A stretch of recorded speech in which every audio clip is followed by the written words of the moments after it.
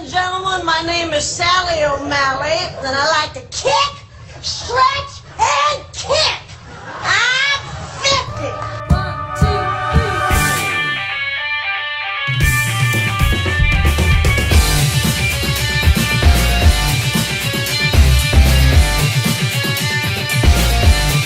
3. Hey, welcome back to another episode of the Southern Fried Geekery Podcast. As always, I'm Caleb Alexander McKenzie. I'm Craig Lance. I'm Sean.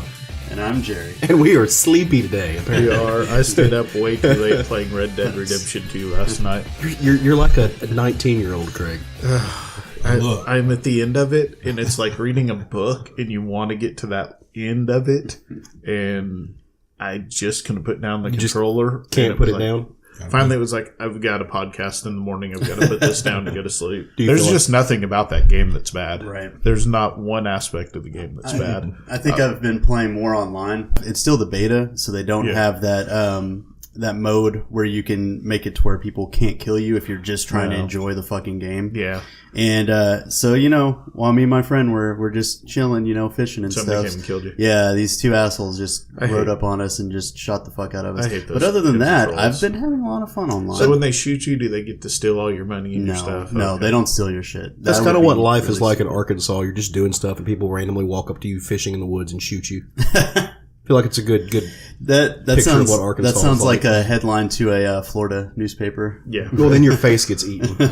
All right. Face eaten by satanic Well, Pluto worshippers. I am glad that you are both enjoying Red Dead Redemption. Craig is actually dressed up like a cowboy. He's accepted this lifestyle. He has. That's who he is now. Pretty impressive.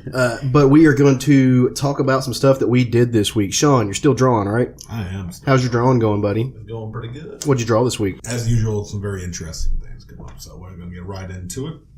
Started out the week with She-Ra mashup with Doctor Who, in which I entitled "We Piss Off the Internet and We Don't Care," It was pretty awesome. as requested by Stacey Kreitz. After that, it was Red from Fraggle Rock, as requested by Vina Love Bracelets on Instagram. Shout out Also to a good one. And then I finished up her request because she had multiple ones the next day with Grape Ape from the old school Hanna-Barbera. I forgot about him. These are all right in my wheelhouse. Right, these are throwbacks. I love it. Oh yeah, she went old school. That was great to draw. Then I did Donkey Kong on the basic Mario Kart bike, as requested by Keys Dan. Then the last 3 days, I did one request. I could have done it all in one drawing, but you can't squash JoJo poses together in one illustration unless you are the creator of JoJo. So over the last 3 days, I drew Jerry doing his best Giorno Giovanni pose. What was it? It was Pulling the collar and tugging the bottom of the Yeah. shirt seductively with your hip as JoJo do. Followed up with me doing my best Dio back breaking art, which I've seen done in real life a few times. It's pretty fucking impressive when people do that in the really real world. And then yesterday's was Craig doing the more subdued but classic Jotaro pointing pose, as Craig would do. Stay tuned today when you're listening to this tonight or tomorrow for Caleb's JoJo pose coming today. All this was requested by one Bryant Thompson. I requested for a non-drawing. Just want to throw that out there. It's happening. Listen, if I can't request people not to make requests of me dying in horrific fashion, then you can't unrequest yourself being I don't think he's drawing you dying. I think he's drawing you getting the He's shit been kicked out of you. I've he been got sacrificed to Cthulhu last week, Caleb. It was pretty fun. Okay, well, I can't argue with You know that. what? I'm just saying, highest rated drawings always involve some bad thing happening to Jerry. It's very telling. What do you think that says about you, Jerry? How does this make you feel? What's the meme you sent us at one time when everyone's roasting you online? You just type LOL, it's like dude crying. Yeah, You are real that little kid with the really shitty haircut. It's you. All right. Well, if you want to request a snazzy little drawing by Sean, head over to our Facebook page or our Instagram or even our Twitter accounts, where you can find us on all of those places. And tell Sean what you want him to draw. He's pretty freaking creative, so don't feel afraid to really reach out into the nethers and pull something out of the ether that you would think would cool. Maybe you want a kitty, but with Mr. Spock or something. I don't know. It could totally happen. I'm completely down. And as I mentioned on the Facebook, I'm going to mention on the show in case everyone's wondering, is that yes, these drawings will be going back to black and white due to the expensiveness that is good quality art markers. But I may occasionally break out the colors every now and again. It's just financially, it's hurting the wall a little bit to keep up these color drawings. Hey, dude, yeah, I understand. But stuff is expensive. Yeah, so, if anyone wants to throw art markers at me at a convention when you see me in person, I will not argue. But until then, I will continue to produce these drawings that I greatly appreciate y'all recommending. And Caleb, I know we're all tired, we're all sleepy, and Craig's all westerny right now, but you failed to mention what episode number this is. This is episode 50. Yes, it is. This is like in normal circles, this would be a big important episode, but we're comic nerds, so we're saving the episode celebration for 52. That is actually not what we're celebrating today, though. Today we're celebrating Caleb getting into law school. I'm not celebrating crime. Congratulations, dude. Thanks, man. I appreciate it. Like, you've been putting so much fucking work into school and everything. Truly. And I mean, you fucking killed it, dude. You have like a 4.0. I do. Yeah. I do. I have a 4.0. And we'll start to prove it. I also have bags under my eyes. Yeah, you look super sleep deprived. A broken spirit. Now, you thought that this school was wait bad. till law school. Yeah, wait till law school. This was nothing. Like, yeah. This was just like this was the appetizer for hell that will be law school. But no, dude, so I got the acceptance email in last night. Mm-hmm. I got accepted to the law school that I wanted to. I actually got accepted into a couple of them, but because I own a house and my husband has a really good job and we're not going to move, I'm going to go to Bowen Law School here in Little Rock. So that's... got one more semester for my undergrad, so I can just, as long as I don't fuck that up, you won't. I'll be good to go. So, but no, I'm excited. Yeah, about it. Congrats, man. We always believed in you. Except Jared, he never believed in you. Somebody lost $50 somewhere, I'm sure. So, $50 because it's our 50 episode, right? That's why you. That's it. Yes. That was totally intentional. But to really go into the 50th episode celebration, and not at all because these were the first two questions on the list. We have got some listener questions that we're going to cover, like we do every episode. We have a tab on our Facebook page where you can go on there if you have any questions. As you're going to see from these, they can be anything. They can be comics related, game related, just anything that we kind of geek out on. Anything that you like, ask us. We love to talk about it. Kind of inspires this great little roundtable conversation where I say some profoundly dumb shit sometimes. And you all get to enjoy that. Just staying on, Brian. I'm pretty sure I'm beating you in that realm. I didn't say that. just want to throw that. Those were not my being words. self-aware is a good thing. So we are actually changing the format of these questions, right? We're going to do the first 50 and then the top 50, right? Right, exactly. That's what it is. So the first question comes from my brother from another mother, one of my mentors, a man I have a great amount of respect for, Mr. Bill Zanowitz, Billy Z from the Comic Book Bears podcast. I almost said the Southern Fried Bears podcast. I have to watch myself. Collab show one day, we'll call it that. Right. We'll keep that. When you guys get tired of me and just vote me off the island, I'm just going to go crawl up to Bill and ask him to let me say words in microphones. Let me be the fake bear. Right, let me appropriate more bear culture. So his question is, what was the first concert for each of the hosts? Which is a cool one. We all are in our own way, shape, or form. We're all really into music. I don't remember what my first concert was because I have weird church parents and they took us to a lot of like a cappella stuff. And I've blocked those out of my psyche because let's face it, no offense to anybody out there, but Christian rock is kind of terrible. So I don't acknowledge those. Striper, are you listening to us? Oh God. Bad memories. I say that. No, Live is actually a very decent Christian band. The band Live. I love those guys. Are they Christian? Yes, absolutely. Huh. There you go. Yeah, see, you learn something new every day. I didn't know that. Yep. But so the first concert I ever went to that I remember that really kicked off my concert goings, and it was Linkin Park. It was at what was formerly known as Alltel Arena here in North Little Rock. I'm trying to remember what album it was for, but it's been so long. Probably Hybrid Theory. I think it was Hybrid Theory, and a great stage show. But it was Linkin Park, and they were opened by a band that I have no idea. I don't remember who they were. Well, no, it was good. Well, they opened for everyone. I don't remember there were 4 bands. I don't remember the opener, but it was a band I don't remember. Good Charlotte, POD, and Linkin Park. And dude, you know what? A lot of people like to trash on POD too, but. And arguably another Christian rock band that is fairly decent. I love those guys. I was a big nu metal kid. Like Korn was my shit and still is. So no, great show, man. Loved it. My neck still hurts from headbanging that night 15 years later. My first concert was Eddie Rabbit because my parents hate me. Damn. They took me to see Eddie Rabbit at the Del Mar Fairgrounds at the Del Mar Fair in San Diego. I don't even know what Eddie Rabbit is. I have no idea. You guys know. You just don't know. That sounds right. He's a country singer from the 80s. You ever see Any Which Way You Can with Clint Eastwood? Every Which Way But Loose? Oh, I know. You guys are sadly breaking my heart here. Just recite some of the lyrics for us. No. So the first one of my choice, was Billy Idol. And it was the Rebel Yell tour. Nice. Yeah, so that was the first one of my choice. I did not go to a concert until well after high school. I believe it was 99 or 2000. So I was like 19 or 20. I think I know. You're not going to be surprised at Juanita's Insane Clown Posse. Yep. Their Jekyll Brother tour. They came to Little Rock, huh? Yeah, back when Juanita's, for those who are local who know Juanita's, this is the original Juanita's, but in a small, tiny little club and restaurant, and half of a restaurant. Sad that there is no Juanita. Right, they shut down. Yeah, they were opening acts were 20 Dead Flower Children, a band I'm assuming out of Michigan that was touring with them. They actually Look pretty at the solid, flowers. No, they were pretty good little rock band. You know, not like hard, nothing like super hard, but they had 20 Dead Flower Children. What was the name? I don't know why that's always stuck with me. Then of course their ICP's other co-group Twisted. They opened up for that, and then it was an amazing first show. Front row in Juanita's, which I didn't think I was gonna want to do that, but like my buddy Walter, shout out to Walter Mintier, tattoo artist and best friend for 21 fucking years, 22 Old years. as shit. Oh yeah. Dragged me up front, and so I got rained on with diet root beer Faygo, which I hate root beer soda.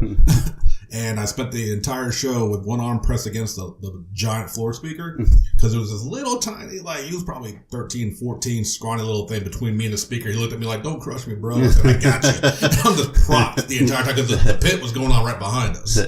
And I'm just holding my arm the entire time. That kid is still alive today, thanks to He Sean. is actually. I ran into him not too long ago at the tattoo shop, Denka. Before we go on to Jerry, I just have to say something about that, because I'm a big guy and I get down in the pit. You know, I will do everything I can to protect you down in the front there. But sometimes if you're going to be... I was at a concert and a pregnant woman was down in the front at a rock concert. And I'm like, you can't do that.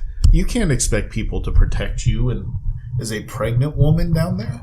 Sometimes you have to take responsibility for being the size of who you are and what you are. I get you now. Like, I don't feel like he was like truly scared, but like, so we knew the pit was going to go on behind us. So we were feeling the waves the whole time. I'm like literally, I mean, with no exaggeration, at the time that when this guy was really young, twice his size. Oh yeah, I mean, I'm not saying I don't try to protect but you're right. You don't be bringing your pregger belly down in there. No, yeah. Sean is still trying to get pineapple Faygo out of his ear. Yes. Oh, dude. Props to my friend who picked up me and Walter stinking of cheap Faygo soda drenched in his car as he drove us back home.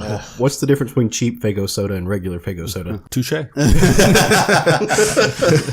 So I couldn't remember which one of these was my first, but neither one of them was by my choice.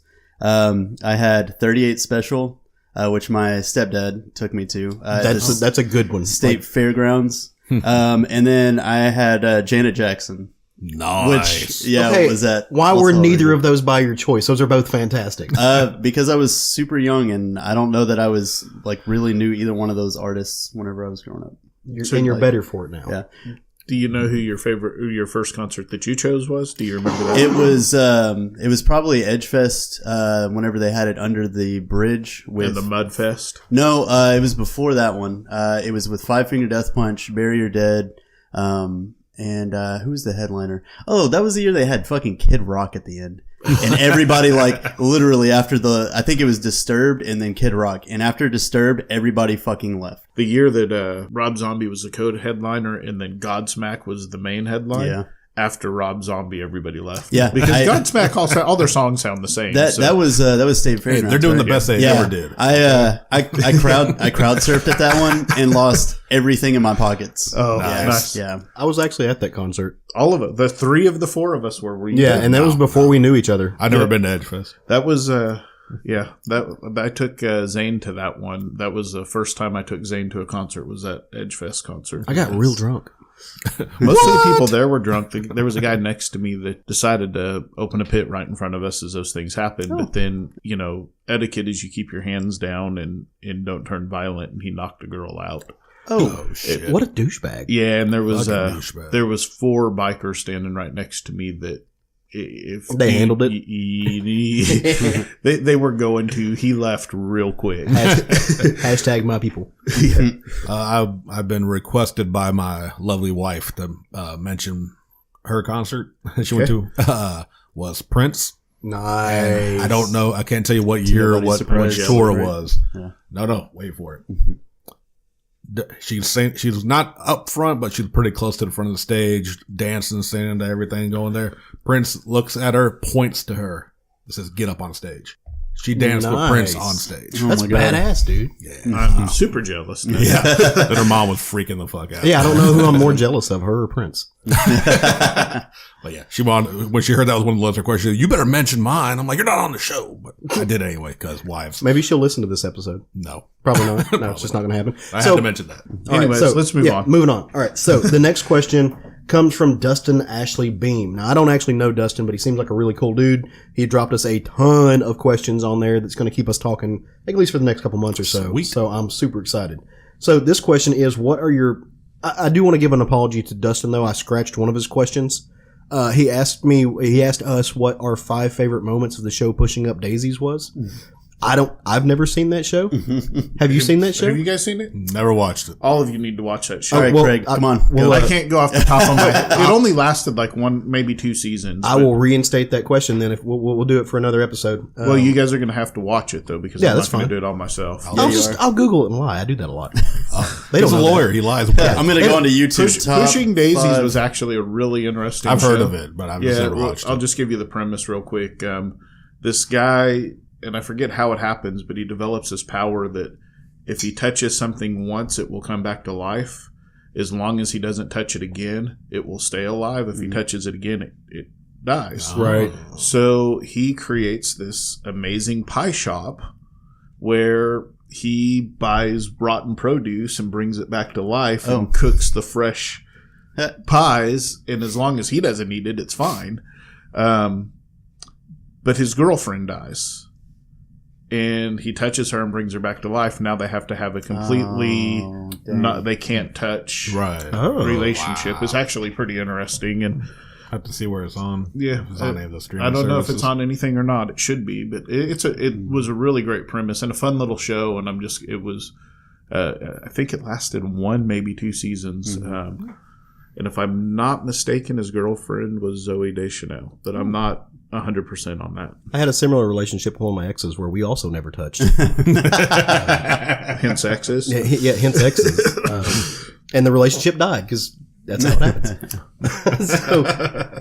So we'll get back to that. Right, but the question that Dustin brings us today, the question for now, the moment right here, is what are our 5 favorite episodes of superhero shows? And so I assume that he meant television on this. This is what I went off of. But just because it's superhero shows, I think that's kind of a wide net, right? So that includes animation, live action, just kind of whatever. Yeah, superhero themed. All right, so we got together before the show and we decided we were going to go as kind of a list. So we're going to go from the bottom to the top, right? So we're all going to say our number 5s and we're going to go say our number 4s. All right, so I'm going to kick us off. All right, so my number 5 is when I say a death in the family, what do you think of? Jason Todd. I couldn't think of his name. Right. Jason Todd's headache. Exactly, but you're completely wrong in this case because I'm talking about the Hulk. So my number 5 is A Death in the Family from The Incredible Hulk, Season 1, Episode 2, directed by Alan Levi. It's Bruce Banner trying to figure out why he's turning into a violent monster again. He finds a drunk, and this is the episode that inspired what might be one of my favorite memes of all time, where the Hulk throws a bear. Yes. So this is the bear episode. So that's my number 5. My number 5 is the Punisher fight scene in the bunker. Oh, yeah. That's I don't know. I think it was episode 11 of the first season of Punisher, but that was That was a damn good one. Yeah, I don't know who directed it or any of the other stuff that. Or I didn't write the any academic directors that- or writers down of mine Yeah. either, so don't worry about it. I did. Fuck you. You're the academic one out of us. You're the one with the smart brain. I have to list my sources or I fail. None of us are in college, so I'll be taking the bar exam and they'll come back and, well, episode 50 of the Southern Fried Geekery podcast, you didn't list your sources, sir. Number 5 for me is going to start off a trend that you're going to be recognizing throughout this entire list is from the Justice League animated series. It's one that's called Star-Crossed. It was when they revealed that Hawkgirl's a traitorous asshole, spying for the Thanagarian race. It was just a really, especially me being not a DC kid whatsoever. This was a lot of my education into DC, especially about Hawk peoples. I don't know a damn thing about them, but between this seeing more about her people and then the whole relationship with Jon Stewart and the original Hawkman and all that kind of stuff. It was a really good episode. Nice. Yeah, that was a great one. And you just reminded me of a Justice League episode that I did not put on my list. Ha ha! You're welcome. So mine are in no particular order. But my number 5 that I had written down. That's not the point of the list, Jerry. Well, it doesn't matter anymore now, does it? I picked a lot of fun ones that I really enjoyed. So my number 5 is actually a Brave and the Bold episode with the Music Meister. Nice. If you've seen that episode, Music Meister is played by Neil Patrick Harris. Yes. Oh, nice. So there are musical numbers throughout the entire episode where he's like controlling everybody and like making them sing and dance and everything. And it's fucking fantastic, and it's Neil Patrick Harris. And Nice. a side note for that show, because it doesn't get a lot of love, because at a glance, it is clearly aimed at a younger audience, and like say the Batman animated series from the 90s. That whole show is a love letter to Silver Age DC. If you've never watched it, it is silly, it's goofy, but there's so many nods and little details about it. It's an amazing show that people don't give enough credit. Yeah, The Brave and the Bold's one of my favorite series from that era, just in comics in general. All right, so my number 4, and I don't know if, honestly, Craig, I don't know if this is the same one you were talking about. My number 4 is The Cut Man. It's Daredevil Season 1, Episode 2, directed by Phil Abraham. It's the hallway fight scene. Oh, yeah. No. Okay, so that's a different one? Okay. The one I'm talking about is the one in the bunker where he's been captured and he's down in his friend's okay. deal, Yeah. and he mangles all of them when they come in. Hold on, let me change one of my episodes now. Nope. Now that I have room. we can double up. There's nothing saying we can't double up. You can agree. Exactly. If we agree, that means it's more evidence for it being one of the best. This episode, it set the bar for all of Netflix's Marvel shows and their fight choreography. They have a 3-minute continuous shot hallway fight scene. Are you talking Daredevil? Yes. Okay, the hallway. Mine was Punisher. Oh, Punisher. Okay. So I thought you yeah, said Daredevil. that is also one of my scenes. So Okay. Well, hey, we'll get there. we'll double up on it. So. But yeah, 3-minute continuous fight scene really did set the bar for it. That choreography is insane. And they've repeated it in several shows since then. To try to get that same magic. I don't think they've quite recaptured it yet, but there was something just in that moment, in that scene. Yeah. Beautiful. Because it's a technique not used very often. The first time I ever saw it, and I think it is still was holding record until recently. I want to say it went 10 minutes. It's a Tony Jaa martial art film called The Protector over here. 10-minute fight scene of just going up stairway like elaborate thing. It's an amazing thing to do. Nice. What's your number 4, Craig? Well, this wasn't my number 4, but I'll go ahead and use it. That same scene. Nice. Yeah, I'll just take it off my list at the same time Because so we Craig don't can double up it on later. So Well, now we can't triple. You could have up had on a it. 3-way, but Jerry's a hater. I've had one of those. They're fun. Yeah. Great times. So yeah, it still is one of those scenes that just it really did kind of set the bar maybe too high for all of the Marvel Netflix shows. It definitely made to where every season of Daredevil has had a uncut fight scene where it's like no camera cuts, and I think Punisher in the prison in his first season too. Yeah, that's one. Or no, that was in Daredevil. Iron Fist tried We'll to get do to it that. too, which is another problem with that show. Right. But hey, influence. Continuing back to trends, my number 4 for me is another Justice League animated one called A Better World, where it showed the alternate reality where Superman killed Lex Luthor and became what was it, the Injustice Society? Mm-hmm. Yeah, which also eventually spawned a video game franchise and a comic book franchise. It was the one where he was Ultraman, right? Yeah, I believe like they were all like the evil Justice League in the alternate future, which also I believe no, that was a different one. I was about to go into the whole Batman Beyond thing. But I don't think that was part of that time travel episode they did. Many good stuff on that series, and like I said, that was my education into DC. So that was my number 4 for me. Nice, Jerry. My number 4 I've actually mentioned on a previous episode, and it was on our Stan Lee episode. Mm-hmm. It was the episode of Spider-Man with all the alternate world Spider-Man. And then you had that one that was like, well, I don't have any powers, blah, blah, blah. And then at the end, you find out that he is the movie version of Spider-Man. He's an actor, and then you go into his world and you meet Stan Lee, and the real Spider-Man actually gets to meet his creator. And I really like that episode. Very cool. Are you okay? I'm dying. I'm because I'm out of school this week and I've got time. My body decided I should die. Yeah, as I I do. Oh, you're gonna slow down? Well, here, let me fuck with you a little bit. That was his number 3. That was it, that right there. No, my number 3 is it's kind of a throwback. It's called Tempest Fugitive. It's from Lois and Clark, season 2. It's episode 18. Now, Lois and Clark was the show. Deep pull. Yeah, Dean Cain, man. No one Dean cares Cain about is. that show. I love that show, man. As a kid, that was my shit. Like, you get home on Sunday night, I think, after church, watch some Superman. It was great. Dean Cain was my Superman as a kid. But in this one, Lois and Clark get a little bit of help from a big literary figure, H.G. Wells. They get his time machine and they go back in time in 1966 to stop a villain from the future that wants to kill Superman as a baby. So it's some timey-wimey stuff. Spacey, wacy, timey-wimey. Yeah, I love H.G. Wells stories. They're really, really fun. It was just really cool. It's a really, it blends things. It crosses mediums, and I thought it was really neat. No, very cool. And it was the first time I ever saw that. Like, it's the first time I ever saw a television show acknowledge something outside of its own sphere. You know what I mean? Right, Like, right. Or at least the first time I remember that. I thought it was just genius. Yeah. And it turns out it was Lois and Clark. It happens sometimes. Mine is going to be Teen Titans Go, the reboot episode with the controller. Nice. Yeah, Yeah. where he Control freak. Control freak, Yeah, where he yeah. gets some super meta episode. It's the episode that Jerry introduced me to Teen Titans Go with, and it got me into that series. And Fantastic. still one of my episode. favorite ones. Oh, yeah. dude, absolutely. We're going to go a different route. We're going to hit some feels on this one.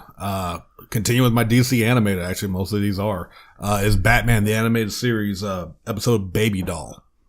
If anyone's familiar with the old series, this was one about young child actors who never grew up. And this kind of became psychotic and obsessed with her fame. And she has a disease where she doesn't grow. So she's an older lady. Like, I think about it, point of the episode, she's in her 40s. And she's kidnapping the other actors from her show to relive it because she still looks like she's 5 years old or however young she was in that show. And it just gets into just like an emotional breakdown about like the psyche, the damage of, like child actors to people with a disability who can't move on. It's like, and by the ending, it's just sad. And she, like I said, she was, you kind of go in there and expecting just, an insane little girl with like her doll's a machine gun, like Right. all this. And then by the end of it, it's just like there's no grand fight. It's just an emotional breakdown of a character who's just a damaged person. It's a very good episode. They did a really good job in that series of really humanizing all the villains and everything. Absolutely. I really enjoyed it. I feel like someday we're going to find out that's Nicole Richie's story. You're probably not wrong.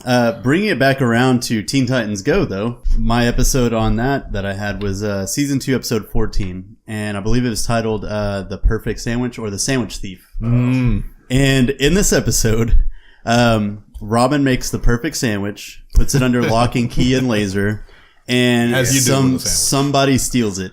So he goes through this entire thing of interviewing all the Titans and questioning them, and then he realizes wait, the only one cunning enough to steal my sandwich is me. So they go into a time machine and go to the future, and he's going to question his future self, who is now Nightwing in this universe. So while With a mullet. yeah. Mullet Nightwing. So while Best Robin, Starfire, and Raven are out questioning him, Beast Boy and Cyborg are sitting in the time ship. And this is when I knew this show was not just for kids. They're making prank calls. And Cyborg decides hey, let's prank call ourselves in the future. So he gets on the phone and he's like, hey, is this Cyborg? Is your refrigerator running? Then you better go catch it. And then they start laughing and carrying on. And then he gives it to Beast Boy, and Beast Boy calls and he's all happy. And he's like, is Beast Boy there? Oh, when did that happen? Okay. And it was holy shit. Shit got dark. Yeah. I mean, the rest of the episode was just ridiculous, and But they that fought a mutant typical sandwich and Teen everything Titans Go because it stuff, gained yeah. sentience, but good God. Yeah. Them hinting at Beast Boy dying in the future in the show. My question is, if you don't try the sandwich, how do you know it's the perfect sandwich? because it's Robin and it's a MacGuffin. I feel like you have to. I feel like if you like, you have to eat it to know it's the perfect sandwich. Yes, It's just me being weird. Absolutely. there is an episode of Gumball, not to derail things, of Gumball where they're looking for the perfect hamburger, and they finally get it, and it's called the MacGuffin. Well, like, the sandwich was so perfect that at the end of the episode it gained sentience, Yes. and they had to fight it. Yes. So, Did you ever have to battle any sandwiches at your time at Subway? no, but I definitely battled people with sandwiches. I believe Subway. that. What was the thing with the talking meatball and like the talking food? Aqua Teen Hunger Force. I was gonna say that's what birthed Aqua Teen Hunger Force. All right, number 2s. You guys ready? Meatwad. All right, so my number 2, I'm counting it, but it may actually get disqualified. I'm going to leave that up to you guys. Objection. That's funny. Sustained.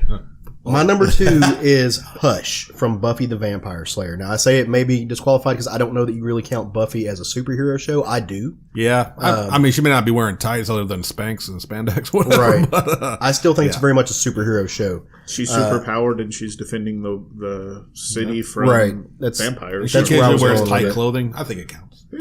And she's a badass. But this one is Hush from season 4, episode 10. It's directed by and written by Joss Whedon. This episode actually won an Emmy. Yeah. It was, or at least it was nominated for. I think it won, but I know it was nominated. I think the one that won was the musical episode. I think that it got might have nominated. been. That might have been it. This is one of the most terrifying episodes of any television I've ever seen. So the whole premise behind this is these 6 terrifying creatures called the Gentlemen. They come into Sunnydale. They steal everyone's voices. You just can't. It's a silent. It plays with sound. And so they're taking scalpels and they're cutting people open while they're screaming, and there's nothing. You can't hear anything. It's so unsettling. It's so unnerving. Then they just cut out their hearts and take them, and Buffy has to figure out a way to get her voice back to defeat them. It's still to this day one of the most haunting things I've ever seen on television. I can't believe it made its way to the small screen. That's how terrifying this is. Oh yeah, my wife's a huge Buffy fan. I'm not so much, but I've watched with her, and yeah, that episode is pretty damn impressive. Yeah, it's fucked up. Insane. Yeah, I didn't watch a whole lot of Buffy. I watched Angel more than I watched Buffy. But anyways, are we on number 2? Uh-huh. Because I've changed the order and I've been marking it out. Is Daredevil season 2, episode 9, which is the kitchen prison fight scene, Yeah. which with Punisher. Yeah. Pretty much it was very reminiscent of Rorschach and in Watchmen. Are you in prison? Or the whole fighting. I'm not locked in with you. You're locked in with exactly. me. That sort of mentality. Yeah. So, it was a great fight scene and a great episode of the show. So Absolutely. It was. Well, number 2, I'm going to go a different route for my list for once. Another superhero show is My Hero Academia. And out of so many damn episodes to pick from, the first one that popped in my mind, so I would put it as the list, is the Midoriya Todoroki fight. Where the animation director walked over to his crew and was like, here's an extra $100,000, animate the fuck out of this fight, because in a show that, is put out seasonal, so the animation's already pretty good. They just upped this to where your eyes just orgasmed watching this fucking battle. Just the ice and flame. Jerry knows exactly the moment I'm talking about, where you just blew your load out of your eyeballs. And they were like, but boss, Crying. No. they were Not like, this way. They were like, but boss, this is USD. We're in Japan. He said, just make it fucking happen. And it's just, besides just an amazing fight, and they up the animation budget for, every season gets 1 or maybe 2 episodes where they get the animation budget doubled. This was it, and it was an amazing episode. What it was like, season 2 was the fight with the muscle guy, right? Yeah, season 2 was that, yeah. And then, actually, season 2 was also, this was the UA, Sports Festival arc. That was season 2. I think both of those were in season 2. That's season 1. I think it was season 3. Festival. Oh, anyway, My Hero Academia, Midoriya Shoto fight. Very damn good. Beautiful animation and just a very kick-ass fight. That means we don't have to do manga ramen now, right? Fuck off. That was just an appetizer, bitch. I couldn't figure out what the episode number was, but I figured I'd be a little remiss, being the one that's watched as much of this. I picked Arrow for my number 2, and it was a episode where they did a thing that I always joked about, like, hey, they should do this, and then they pulled it off, and it was fucking fluid as shit. It was on my list, and I took it off. I know which one you're talking about. I think it was somewhere in season 3. At this point, what's her name? Lance. Dinah Lance. No, it was the older sister that was the attorney. I can't remember. I can't remember. It wasn't Sarah. It was the other one. Anyway, she's getting trained by Dinah, I think. Well, they didn't call her Dinah. Dinah was the mom in the show. Oh, that's yeah, right. they changed the names up. So anyway, she was getting trained by Wildcat. There was some other stuff going on with him being like, potentially a bad guy or something. Oliver finds out about it, so he busts in on them, and they get into a fight, and they're fighting in his gym. And at one point, there's a fucking boxing glove, and he fucking plunges the arrow in the boxing glove and just fucking nails him right in the chest. And it was just, it was magic. You can't do arrow without having a boxing glove arrow. And I joked about it for so long. I was like, when's the boxing glove arrow? Come on. And they did it, and it was fucking fantastic. It was on the short list of my episodes too. It was good stuff. It was so great. All right, number ones. Y'all ready for this? Yes, sir. Orion is expressing his desire to tell his number one. He can't wait. His is Meow Meow on season 1 of Meow. I can't wait till we get to the other 45 that we have planned. All right, so my number one. It's actually the only one I went animated with. This one is from a series that is dear to my heart. It's what really solidified my love for comic booky type things. I won't say comic books because, actual comic books solidified my love for that. But the X-Men animated series was really the hook for me that got me loving superheroes, got me loving Marvel. As a kid, after school specials, you go sit down and you watch, you hear that na-na-na-na-na-na come on, and you just get into that moment. To this day, I have the seasons on DVD. I love the show. My favorite episode from the series, and is my favorite superhero episode of anything, is called A Rogue's Tale. Season 2, Episode 9, directed by Larry Houston, written by Rob Skier and Marty Eisenberg. This is the episode that really gets into some of Rogue's history. Who are all the voice actors in it? I can IMDb it and read them if you want me to, you fucking asshole. You goddamn plebeian. You have had Craig all and I week. gave each other the same look here. It's not my fault that I do research and you Mm-hmm. don't. Mm-hmm. It is, though. I mean, it Somehow, kind of is. yeah. Yeah, it's somehow. I don't know.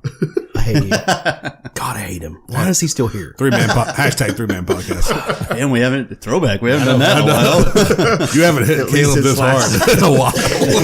You fucked up my number one, you piece of shit. Okay, continue. Okay, I'm sorry. All right. So anyway, Mystique forces Rogue to confront her past. It's where you really find out that Rogue was raised by Mystique, that Mystique is in many ways her mother. I because I wasn't a comic fan at this time, had no idea. And that blew my mind.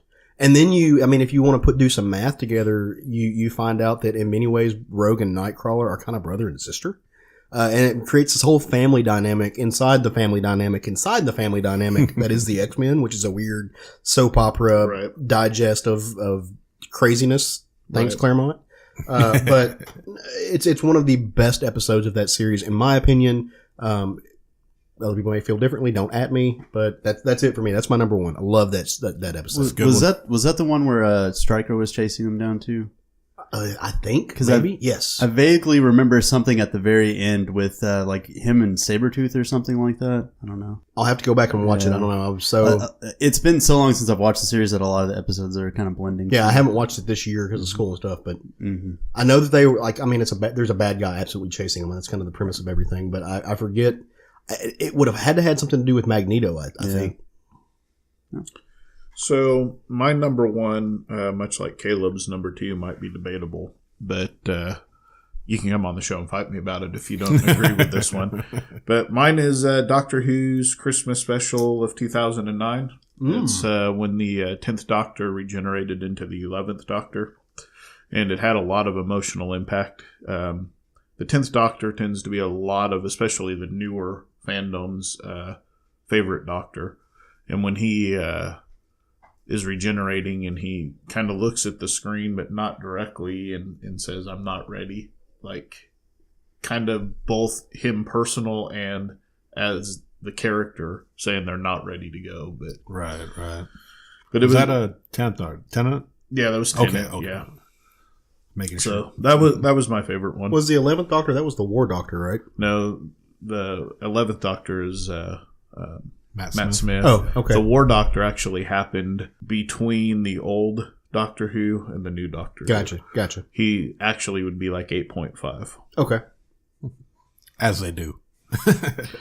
But he counted as a regeneration. He just, because he was a War Doctor, the whole thing there is that because Doctor Who doesn't kill, and so he wouldn't call himself the Doctor during that time frame because he was at war and he had to kill. He doesn't count that as one of his That makes sense. regenerations because he didn't go by the Doctor then. Number one for me, and it started, I think everything really, because like the character was already established, but this is what got the origin story. It's Batman the Animated Series, Mad Love. Where you got the origin of how Arlene Quinzel became Harley Quinn. First appearance.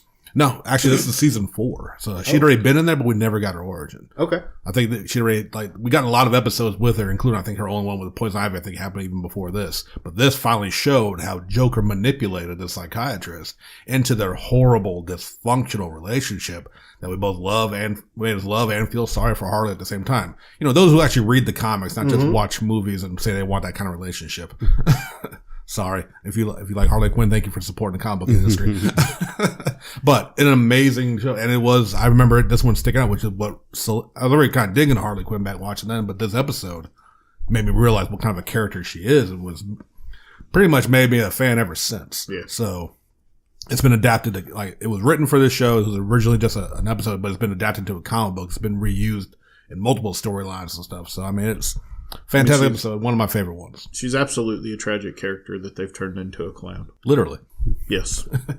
Starting to change her back, though, which makes me kind of happy. The Yeah, more which of these, what's it called? The DC's DC Black Label? Yeah, Black Label. The more of these that they're doing that are a little out of continuity, but they're showing her more in the traditional fucked up Harley instead of the cartoony Harley they've been Which, doing. to me, says this a lot. I mean, don't get me wrong. They got to make their money. And they know how to make their money, especially using Harley, and lighting her up definitely in the main series is more appealing. But I think it does kind of show that the people who are writing these darker stories that are deep into the lore appreciate the older Harley. Yeah. Tom King does a really good job with her as well, I think. Yeah. Does. I mean, and like you said, it's weird that her main series is lighter toned. Yeah. Because it's probably not as popular as the stuff that she's in that they're actually doing her justice in. Right. Yeah. Yep. So my number one was actually from the New Batman Adventures, season 2, episode 10. It was directed by Dan Reba, and the writers were Steve Gerber and Rich Fogel. The episode... Bravo, sir. Bravo. The episode, and this isn't going to surprise anybody why I picked this episode, was Beware the Creeper.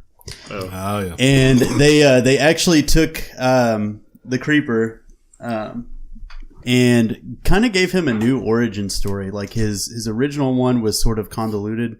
How they did it, I think it was back in the 50s or 60s. I'll say he's came a out. Silver Age hero. Yeah. But yeah, it was a great episode. It starts off, with reporter Jack Ryder. He's reporting in on the anniversary of when the Joker got dipped into the toxic waste at Ace Chemicals. And while he's there, Joker shows up and fucking throws him into the toxic waste. And whenever he comes out, he's yellow, and he's got superhuman strength, and he just looks crazy.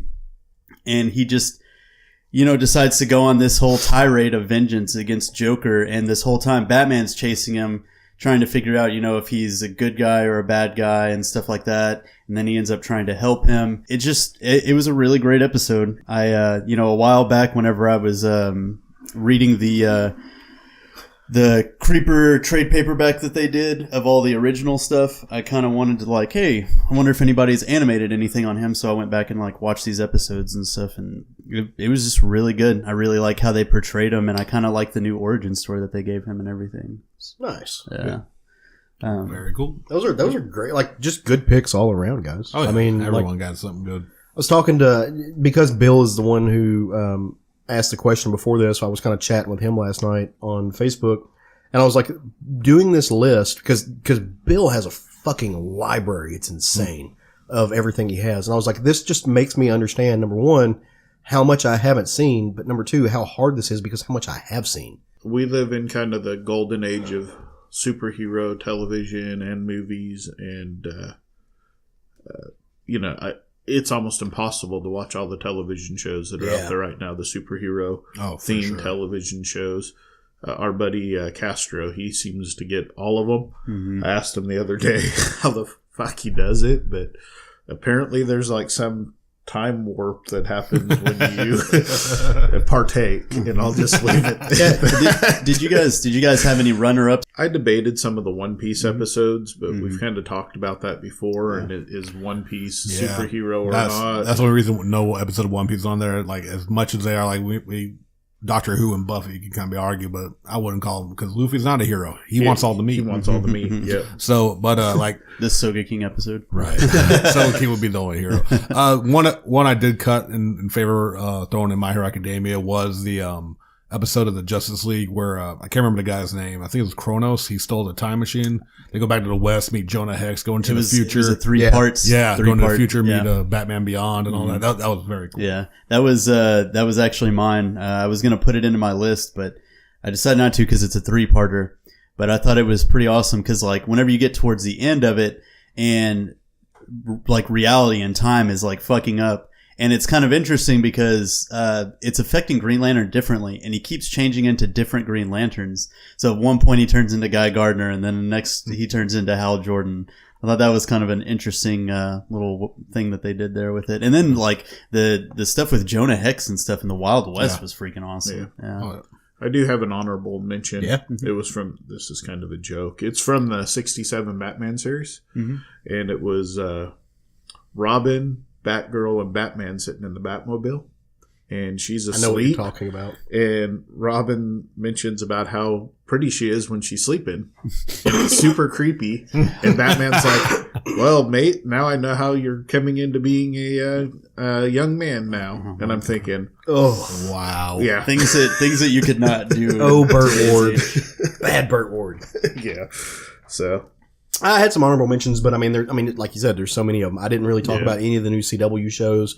I love The Flash. There's a couple episodes I could have thrown in that. I had Firestarter, the first episode with Firestarter on there. I liked the Fantastic Four cartoon from back in the day. That was good. There were some episodes from that, but Firestorm. No. I was going to say something. I was like, I think you meant Firestorm. Yeah, thank you. Sorry. I'm like, wait, Firestarter was a Stephen King book. So, and television movie. Yeah. All right, well, let's get into some news. Just real quick, we're not going to really spend much time on any one story because we're going to run out of time to talk about some comics and stuff at the end of the show, and we really want to do that. But the news in a rundown, big kerfluffle online and just in general this week, there's a comic put out by Vertigo that I know that we have spoken about several times on the show. I loved the book. Craig really loved the book. Craig's really sad. Yeah, lots of people really love the book. It has since then been canceled. The book is called Bordertown, kind of a Latino Vertigo series set place at the border. It's controversial just in general because some people are racist in the world, but it came out that the writer is kind of a douchebag and a scumbag and a sleazeball and other words. Yeah, allegedly. That he has potentially sexually assaulted a woman or multiple women. That they're still investigating that. And it sounds like they're pretty credible. DC dropped the series. Ramon Villalobos and Tamara Bonvillain, the art team on that, stepped away pretty quick. They have distanced themselves from the writer. Villalobos and Bonvilla are both going to get other series. They're going to get work. They were on probably the number one most talked about new book this year. Not just here, but everywhere. That book was winning awards already. It was going places. So while I feel bad for them, number one, they dropped off the book on their own before it was even canceled. Number two, props to them for standing up for what's right. It's a bad situation. Do we know 100% that the girl was telling the truth? No, we can never know that. We weren't there. I read the account. I believe her. And that's where I'm going to leave that. until it's proved that she lied. Or at least until he comes out and makes a fucking statement that says otherwise. You have DC's publishing behind you, you have their law team behind you, you have everything you need that you could issue a statement that says, hey, I'm not denying that this happened, but I don't remember it happening the way she's saying it happened. So I welcome a full investigation. The same way that George Takei handled it when he was accused, and he said, listen, this guy says it happened. I don't remember it happening that way. It doesn't sound like anything I would do. It sounds completely out of my character. Let's investigate it. And guess what? George Takei was exonerated of it.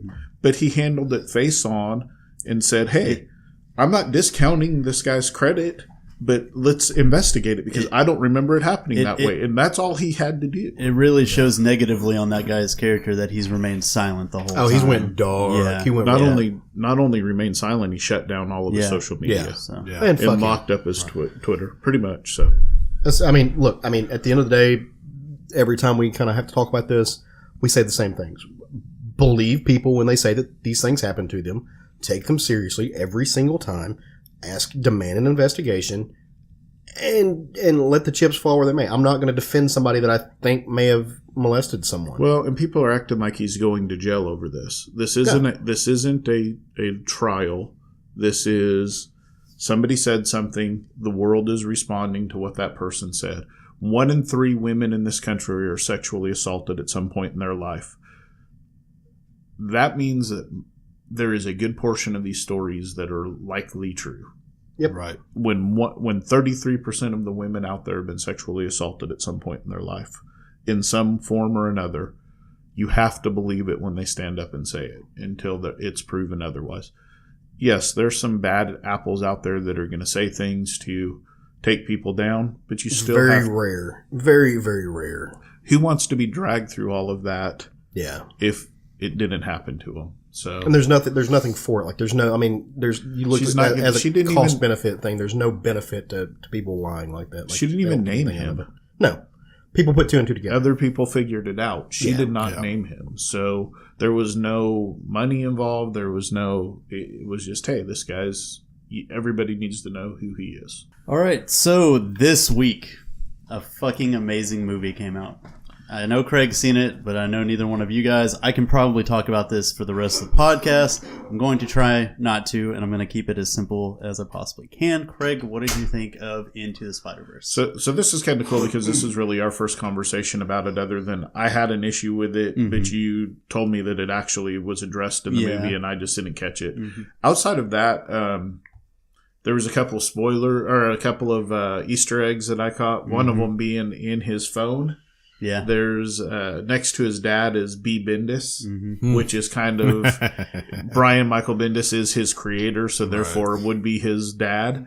I'm sure there were probably other names in that phone because he scrolled through it so quickly.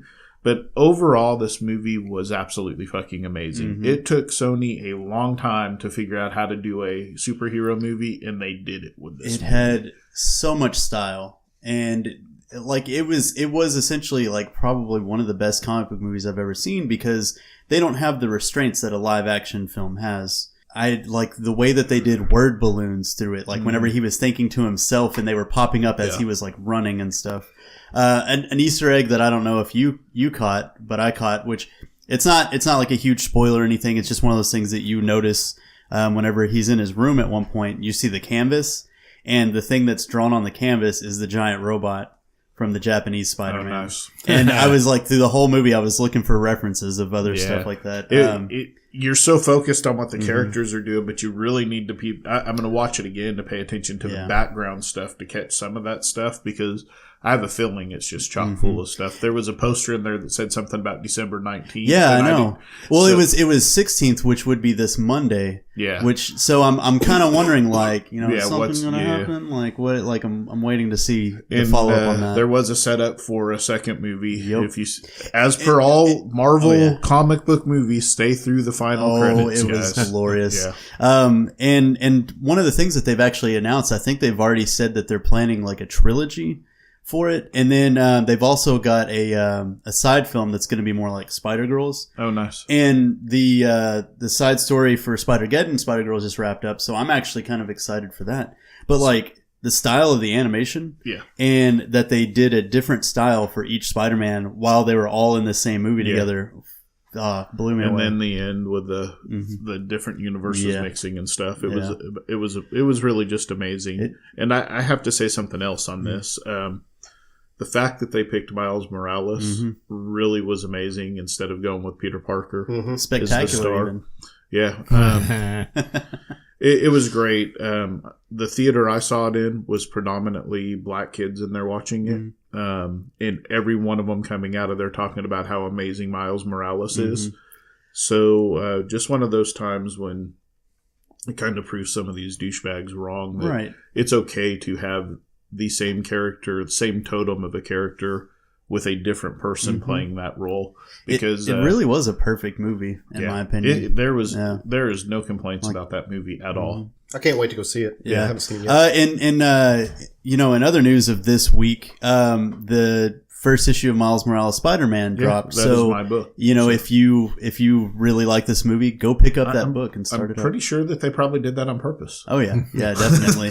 You think? 10 out of 10. Like, I saw one review where somebody was saying that for a comic book movie to have his family have the depth that they had, three-dimensional depth that this family has, you never see that because it's always they get pulled out and they're just a superhero. But his family's still such a big part of who he is, and especially in that. It never, nothing ever felt forced. It never dragged or anything. It was just constant. You know, there was stuff that you wanted to see, or there was comedy going on or something like that. It was very, very well done. It was a wonderful Go see movie. it. Yeah, I'm going to try to this week. I really want to. I've heard amazing things. Yeah.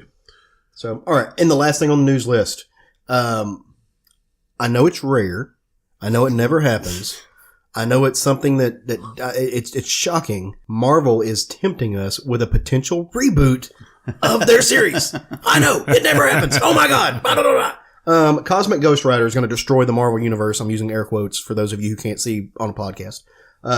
In March, I don't know what that means. I don't know what's going to happen. I seriously doubt that they're going to really shift everything. We've had stuff like this. Deadpool's killed the Marvel universe many a time. So the Punisher, I thought of it's just a dark side story of him killing everyone. I think it's just a weird, soft, like continuity adjustment thing. But of course, clickbait and headline. I'm so fucking sick of clickbait headlines. You have to quit following me. It made my life so much better. They just make me also, so you mad. have to not die over there. Yeah, I just want to apologize once again. I'm going to try to edit out me like hacking up lungs in the background, but I don't know if that's going to happen. 50 episodes later, we're circled back to episode 1 of Caleb dying. It's a circle. Happy anniversary, everyone. It's Paul Scheer and Nick Giovannetti that's writing it. And Gerardo Sandoval is going to be doing the art. I don't know any of those people. I don't either. Well, Paul Scheer is actually an actor. I think, wasn't he in The League, I believe? I think so. Yes. He's been in a lot. He's a character actor. He's in a lot of comedic roles and stuff. Yeah. So he's I think it looks like with them having two writers, it kind of almost looks like the thing that they did with Deadpool a while back. With Brian Posehn and they do it quite a bit. But that tells you it's not going to be any major changes or anything like that. If they were going to do any major adjustments, any big deals, they would have Jason Aaron writing it. Or in the article on Newsarama that I read, they kind of likened it to the Kills the Marvel Universe series. Yeah, it's going to be out of continuity. Yeah, this isn't why Fantastic Four is getting rebooted. No. Quit freaking out, everybody. It's just a headline to get your attention. I will never not read. It's going to be interesting seeing Cosmic Ghost Rider not written by Donny Cates, though. That's my only thing.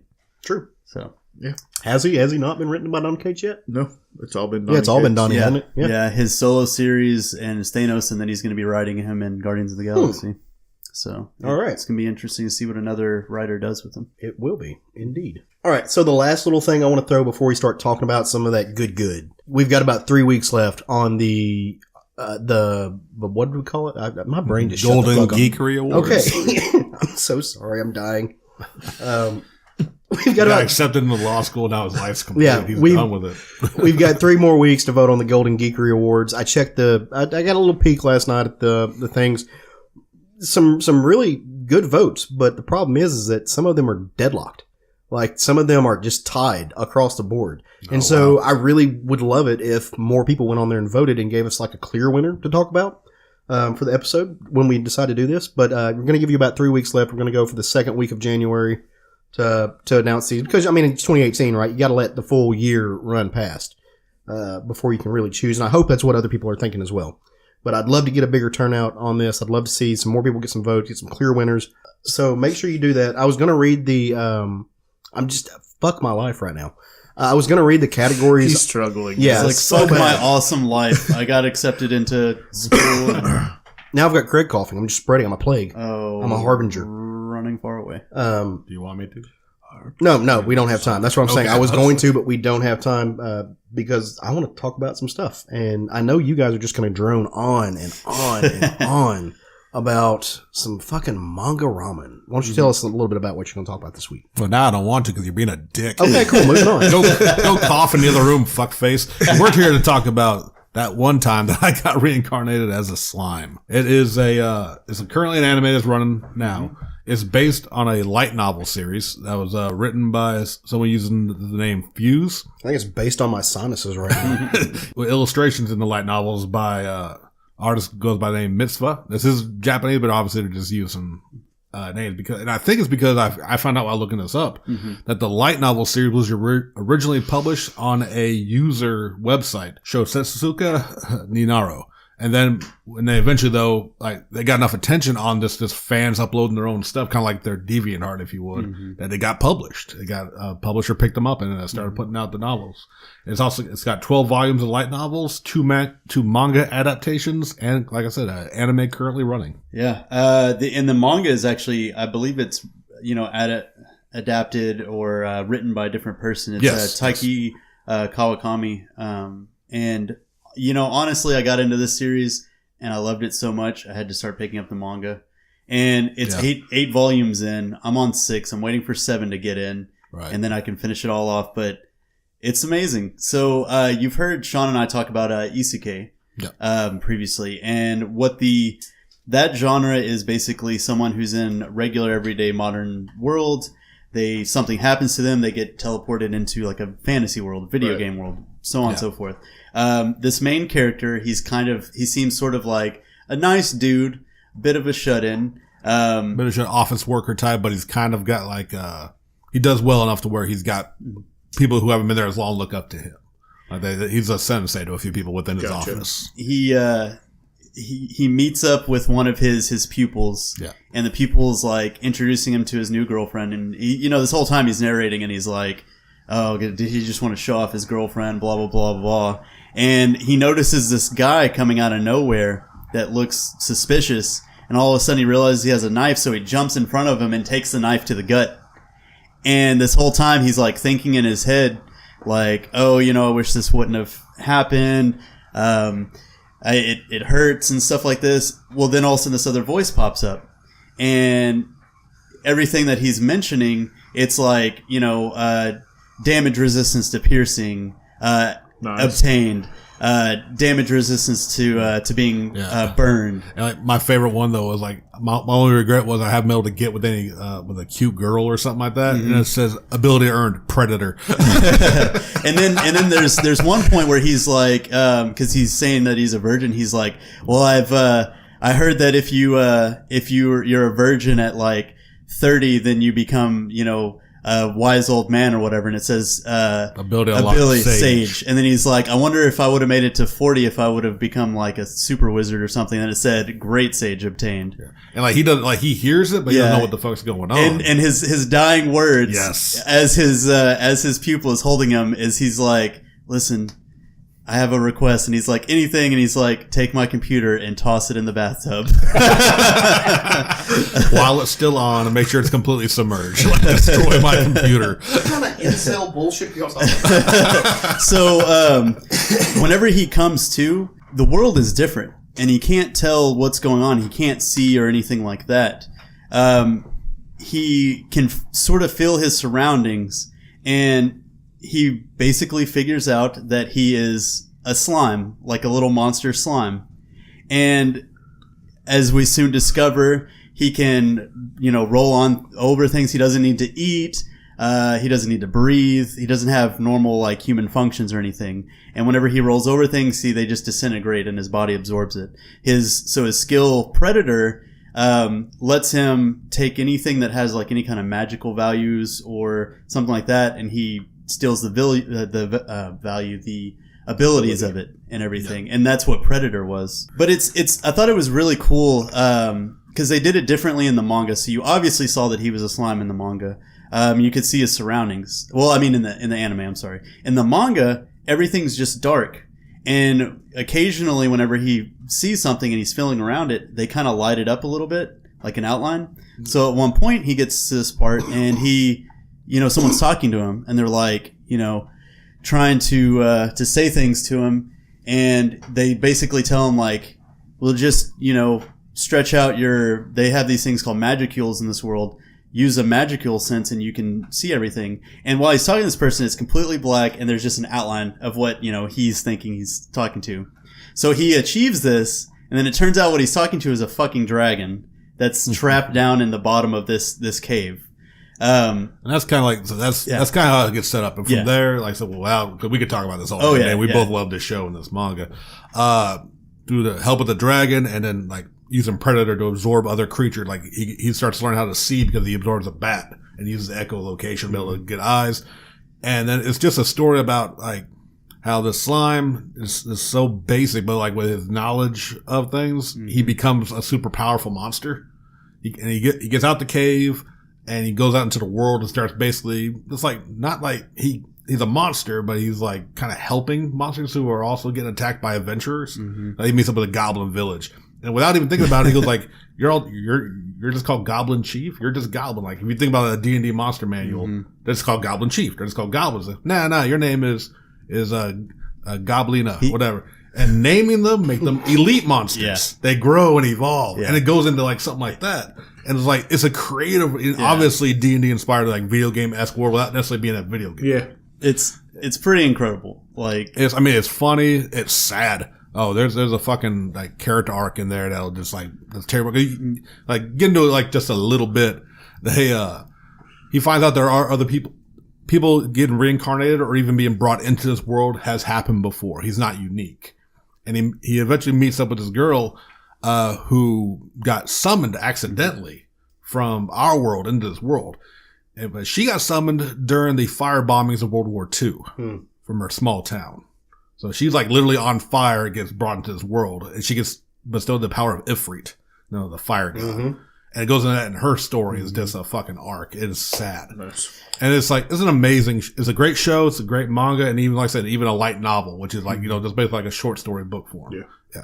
And one of the things that I was a little worried about when I was first getting into it is like, he's absorbed all these things, he can transform, he's got all these ridiculous powers, he could just destroy anything. Like, I get kind of bored whenever you get characters that are like so powerful nothing can stand up to him. But yet you loved Catterley. Yes. Huh? But yet you loved Catterley. Well, I mean, he still had his weaknesses. Like, he still had his limits and everything. He had a yo-yo for a while. This character almost like never like shows any signs of like weakness or getting defeated or anything like that. But I can say, reading the manga, that there are stronger things out in this world. And there are, and like even now, I'll even say it's even with that problem of like right now, because he's fucking beast mode. He makes everyone bow, like not in an evil conqueror way, but they all end up bowing down to him because he's absorbed all these abilities and knows how to use them right. It's not about the combat right now. It's been world building. Gotcha. It's just him kind of uniting other monsters into this world and even working alongside some of the quote unquote good races of the humans and elves and all that kind of stuff. It's like, it's not about, like I said, it's not about the actual, right now him being invincible, which we know it's not going to stay that long. It's right now, it's just building up, I'm thinking, for something even bigger. And like the anime, I think is going to go about 24 episodes. Manga's still getting published. The light novels are still being published. It's a fantastic series. I can't recommend enough. Yeah. Very cool. Yeah. And it's pretty awesome that we have two, really great fantasy series going right now with Goblin Slayer and that time I got Reincarnated Slime. And it's interesting because they're two completely different tones. Oh, complete opposite of the spectrum. Yeah. So, that was our manga of the week. It's fantastic. That time I got Reincarnated as a Slime. Go check it out. I want to see a crossover between this and Glob Herman. I don't know what that is. From the X-Men? Glob from Glob. X-Men. Okay. No. Yeah. Had to think. Glob or Gloop? Glob. Glob. Glob. Glob. He's the one Big that's pink purpley and guy. you can see all of his insides. Oh, Is he purple with or the, is Yeah. he pink? Pink is purple. pink with the Pinkish, skeleton on the inside. It's Grant Morrison, the so floating colors eyeballs. don't Floating matter. eyeballs. Yeah. I guess. That, looks up porn and gets busted on the computer that we're not really sure how he masturbates. That guy.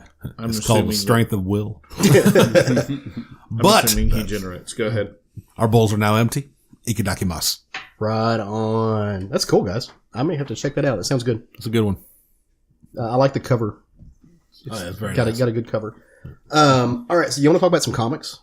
Let's do it. Let's do this. Yeah. All right, so as we are wont to do, we got together at the beginning of the week. We put our heads together and said, let's pick a book and round table on it to see what we all kind of think. That way, we're not just talking about books that each other haven't read. And so the book that we brought to the table this week for the Southern Fried Geekery Roundtable is The Silver Surfer by Jason Latour. It is part of the I'm using quotes again, the Best Defense series of 4 one-shots that are going to lead up to a Defenders one-shot. Just to give you a little bit of, before we dive into the tenets, I'm going to just go over the story a little bit. There is a planet with a bunch of different creatures on it, and Galactus is on his way to destroy it. And there is, when you think about these apocalyptic situations, there are people who are out to capitalize on it. And there's one more boat going out of town. There is one more way to get off the planet. And this kind of pirate figure is like making people pay to potentially survive. There is a young boy who is, I don't know what the race is called, but he's basically the same character that Yondu was. Yeah. Little blue guy, red mohawk, Mary which Poppins. is, yeah. The mohawk part throws me off, though. I mean, I guess I don't know much about those characters. What I was going to say was he's a straight up amalgamation of the movie version of Yondu and the classic comic where he Right. had the tall, flappy, like Fletchy mohawk. Yeah. So like it's a complete like nod to both. Okay. Very cool. He's trying to do, he's trying to avenge his family a little bit, and he's trying to buy his way off this doomed planet. When lo and behold, who shows up but the Silver Surfer to kind of get him out of a pickle? And a little bit happens. Things don't work out the way he thought they would. Kind of a loss of innocence story. In many ways, I'm trying to do it without spoiling in case you want to go read it. But it's very, very much Clint Eastwood. It's very much a mix of a Western, of a sci-fi Western. I love this book. At least the art in it for me. Well, I mean, it's Jason Latour. He's a great artist. Yeah. Those of you that don't know, he was on Southern Bastards. Yeah, he's done 2 issues of that this year. Yeah. I don't know what happened to that book. I But don't anyways, he was on Southern Bastards. Jason Latour is a great artist. This book is beautiful. I love the panel that's got Silver Surfer and a poncho. Yeah. Right. So Space poncho. Yeah. This book started off with a space western, and I could not have loved it more. yeah. I mean, it was a good, solid book. In my opinion, it's a solid read. It's a good book for a one-shot book. Yeah. Leading up to another one-shot. So I definitely like the art more than I like the story. I agree with that. I felt like the pacing was off all throughout this book. I felt like there needed to be about 7 more pages thrown in the middle of it for some scene transference. You needed a little bit more understanding of who some of the characters were. There are 2, for lack of a better word, nuns in this book that basically what the book is trying to tell you is that at the end of the world, people lose their moral ground. They lose their ethics. So you've got these 2 people who are very much religious figureheads who are abandoning the tenets of their faith, and they're just, they try to steal a young boy's boots while he's trapped underneath a dead body. Just, like society is collapsing. And that's what it's trying to convey. And you can get that. Like, it's not hard to understand what's happening. I just think there needed to be a little bit more. There needed to be a little bit more understanding of what was driving each individual characters, just because the pacing was off. Like, you get to one spot and it really, I felt like you were about to kind of really just envelop yourself in the story, and then it would jump scenes again. Well, for me, it was, it'd be nice if the Silver Surfer was in the Silver Surfer book. Right. Because about halfway through before I mean, maybe early in the book, but certainly once the story started, it was about halfway through before you saw him. And it was like, thought this was a Silver Surfer book. Now, that's not bagging on the book. It's a good book. It's worth the read. Jason Latour is definitely known more for his art than his story writing ability. So, yeah, like I said, for a one shot, yeah, like I said, it could be some pacing issues, but I think they got across what they needed for, like I said, being a one shot setup book. I'm not crazy about the art. There are very dynamic shots that I really appreciated, but I think just the overall like character design and just the way it draws, it's just not saying it's bad. It's just not for me.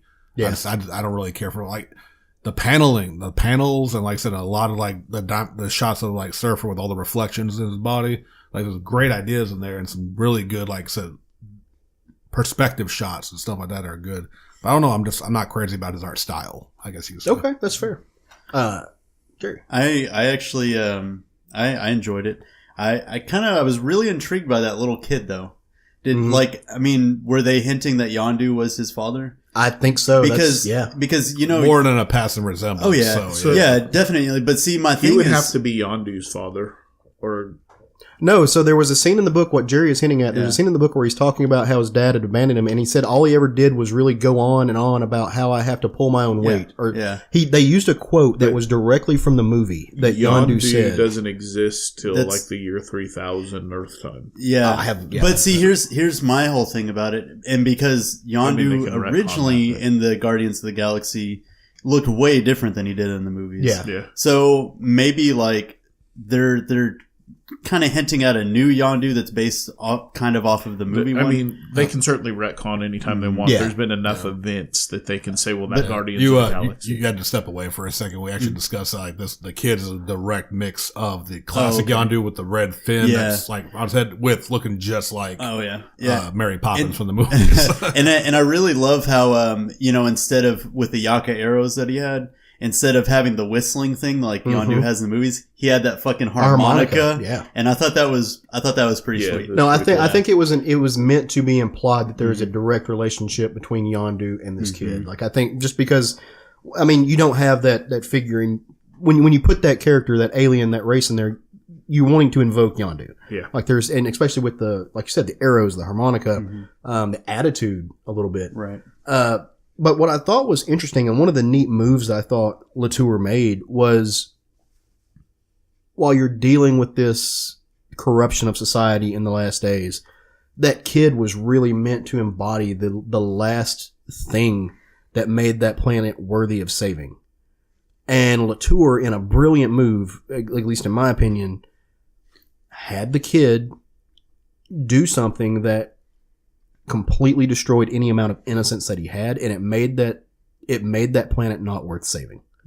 It undermined anything that the Surfer was trying to do, because the Surfer is not the Surfer is not an unemotive figure. He's not an unempathetic figure. He's trying to do his job in the best way that he can as he goes through the galaxy, and he marks these planets for death. I mean, he is in many ways the harbinger of doom. And they call him the Angel of Death. Yeah, absolutely. Yeah. But he also doesn't want, I guess it's that whole thing. Like if you have to kill somebody, you pick the worst person to kill. Yes. It's like that metaphor, and it was really done. Again, the art, like I'm the opposite of Sean. The art for me in this book was where my money went to.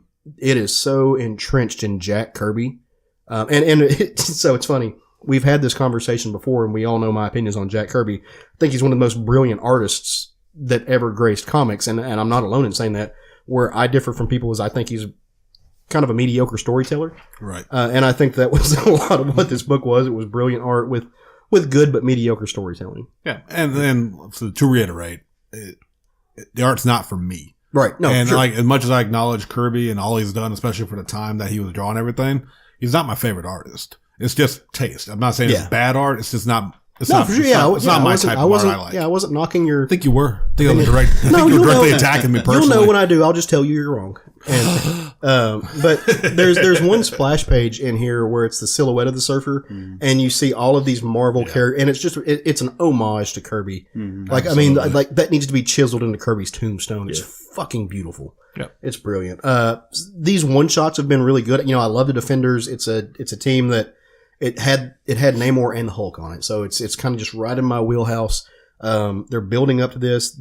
In this, you see the kind of, in the story, the Surfer calls his board to him, and the board flies off in space. That's because it went to Namor, if I'm not mistaken. In last week's books, there were 2 books where Namor actually gets the board and has got some of the power cosmic. It's craziness, but that's what happened in that. So he's not strong enough. It's tying it. Namor needs a little help. A little help. It's tying it all together, and I really can't wait for this. Devil fruits for everybody, pretty much. For this to culminate in the 5th book of the Defenders, it's going to be a lot of fun. I'm curious to see what they do with it. But I heard the Doctor Strange book was amazing. That's the only one I haven't read. I'm probably going to swing by the store on the way home and pick it up because I need to know what happens. Yeah. So. Nope, sounds like another field trip. Yeah, right. I actually need to go by there after this. Field trip. All in all, I highly recommend everyone picking up this group of one shots. I think they're great. They did a really good job. And again, I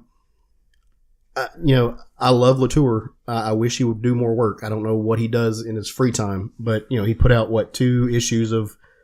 I don't know what book. happened with that book. It was going so well, and they finished that last story arc and just kind of stopped, but it was not a completion to the book. So I don't know what's going on. Him and Aaron just got busy doing other things or what. I have no idea, but I want more of it, man, because it's good. Yeah, I mean, Jason Aaron's doing everything at Marvel now, so it may just be that's put on hold until. Well, and who knows? But I think it shows Latour's versatility. Like, he can do a book that's really grindhouse. Like Southern Bastards, that's about a football team in fucking Alabama. And then he can take you out into space and he can show you this world, this cosmic stuff. And Sean, have you read any of Southern Bastards? Have not. I'll bring you the first trade. I want to know what you think about it. Just to see the difference in what he's doing art-wise. I'd love to know what you think about that. It's a good series. I think you'll really enjoy it. It's about sports balls. Sports balls. I'm sorry. You said balls. I got lost. Caleb. Balls. All right. But so I think all of us we're kind of on board with this. Yeah, I mean, I'd like to say, even with my negative review of the art, you should definitely go check it out. Regardless, it's a good story, like I said, building up to the Defenders, which is an iconic team that's rotating cast, I believe, right? Yeah, they've had multiple people as the Defenders. So yeah, I mean, for the most part, it's the Hulk, Namor. It's Hulk Namor. Damn it! I thought. I literally only know the Defenders other than the Netflix version from my Marvel Universe Series 2 trading cards. Yeah. I believe the team on there was Hulk, Namor, Ghost Rider, and I think Wolverine. Well, the original team or the original people in the one-shots, it's Hulk, Namor, Silver Surfer, and Doctor Strange. But, I mean, you've had Captain America. Torch. Oh, it was Human Torch, wasn't it? Mm-hmm. Yeah, I forgot about one that. Of the founding members. Was it John Hammond? No, that's the Invaders. That's the Invaders. You're talking... Double check me on this, but that was that Human Torch. Yeah, John the Hammond. Human. Yeah, that was the World War II. He had the Human Torch and Toro. Yeah, that was the Invaders, who are also getting their own series coming up pretty quick. So, all right, but moving on from that, who's up this week first? Who's going to tell us about some comics? According to the list you created, I'll be going first. Yeah. My pick of the week is Batman Annual number 3. So, and I know I'm recommending a Batman book that wasn't written by Tom King. I know, shocking. This one was, in fact, written by, I don't have the page. Tom Taylor and drawn by Otto Schmidt. Letters by A Larger World's Troy Petrie. That's his full title. And just a fantastic one-shot story, as most annuals typically are, of a day in the life of Alfred. Yep. Which is what I liked, because as much Batman as I have read, which I'm not going to say I've read the most, but Alfred doesn't get a shine, and the shit he goes through. And it's actually a really good look at the stress of being Alfred. And to show, starting off from him, waking up from bed, and then you think, okay, maybe, Batman's out on an adventure, but it actually is cut into the night Bruce's parents died. Mm-hmm. And showing Alfred's perspective, which to my I've never read that from his view, and kind of going to his mentality of, wanting to be there for Bruce. Even though they've clearly touched on it before, it is clear cut shown that it's more than just his employment, that he does care. And cut to modern time where he is helping Batman. Batman's out on a mission, hunting down drones, fighting crime as he do at night. But like I said, while that is going on, it's what I enjoyed the most was the cutbacks to just Alfred.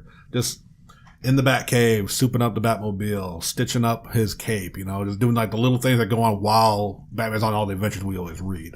So I thought it was just a really interesting look on that end. And of course, they show Batman's one glaring weakness, his kryptonite. Puncture weapons. Right. Which it happened all the time. Joker has stabbed him many times. So it's like, and I always kind of wonder, like, yeah, he's got like Kevlar armor that can stop a bullet. But a piercing weapon, like, people forget how dangerous a shank really is. Yeah, Kevlar doesn't stop blades. Yeah, they actually address that in the That's Bat what Who I was Laughs. about. Oh, did they? Yeah, they address okay. all of his scars on his body, Yeah. and he's like, "Oh, this Bruce Wayne has all of these scars, but they stopped at this point. It doesn't have any from here on."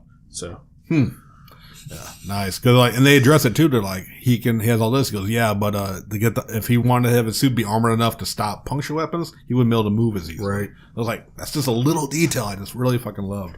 And it's like I said, I don't want to get too much in the story because this is still on shelf. You should totally go out and buy it. It's just like what I really liked about it was a Batman adventure of him going out fighting a villain who's got his motives, has his reasons. A new villain, as far as I know, he's never been in anything before this. As far as I'm aware, the Drone is what he called himself. Yeah, I think so. I'm Pretty sure it's original, but it's like the motivation. Even in the one story, it was a understandable motivation for this villain, which I don't want to give away because, like I said, it's really good. And but like to me, what sunk me in immediately was Alfred's perspective of all this and what he goes through on a daily basis. yeah, for sure. Like just sitting there being the worried father while his son is out at night with a cold, battling people, and like the little things, like I know you're going to go out anyway. You're sick. You should stay in. At least have some chicken soup. Right. And he's sitting there like, you want me to have a bowl of chicken soup in the Batmobile while I'm driving? He goes, no, thermos. I know it'll clash with your armor, but it's really recommended for when you're perched on a gargoyle at night.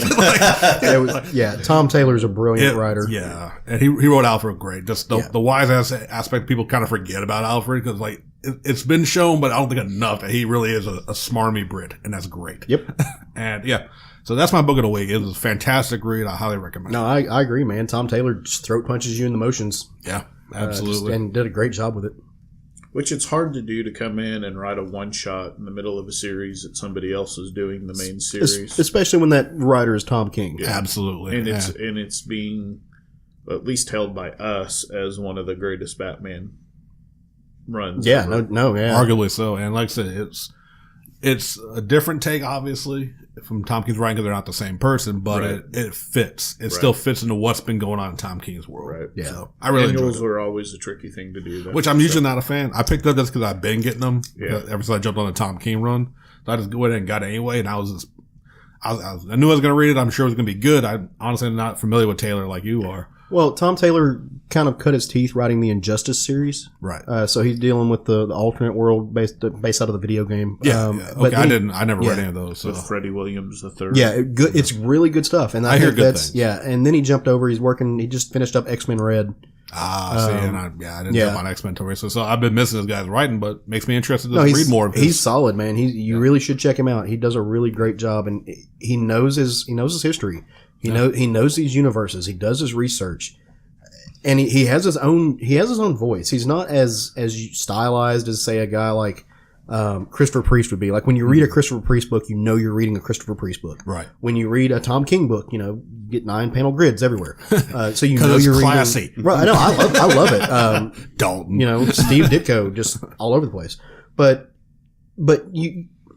Taylor, like, he has his own voice, but it's not he hasn't carved out his identity yet. Like when you open up a Tom Taylor book, you might not know it's a Tom Taylor book, but he's getting there. It's been interesting watching him develop as a writer. He's on the cusp of something really, really cool. I think. I'll definitely keep an eye out for him from now on because this book really impressed me.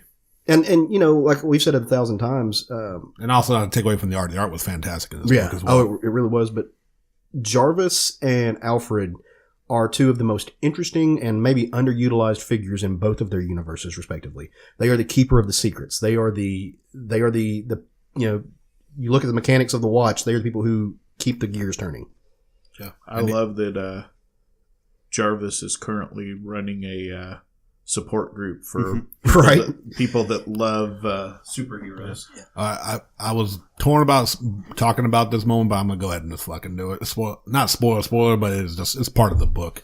When Bruce is down from getting shanked in the stomach in an alleyway, and Alfred is like, yep, getting up, grabbing his simple, like, Halloween style Batman mask over his face. Even though we know he's like a field medic in the British Army, you know, he's still an older gentleman, I guess, and not as practiced, but he still held his own against 2 armed thugs to say Batman, who saw Batman, like, yeah, we're just going to jack Batman because he's fucking bleeding to death out of his kidney.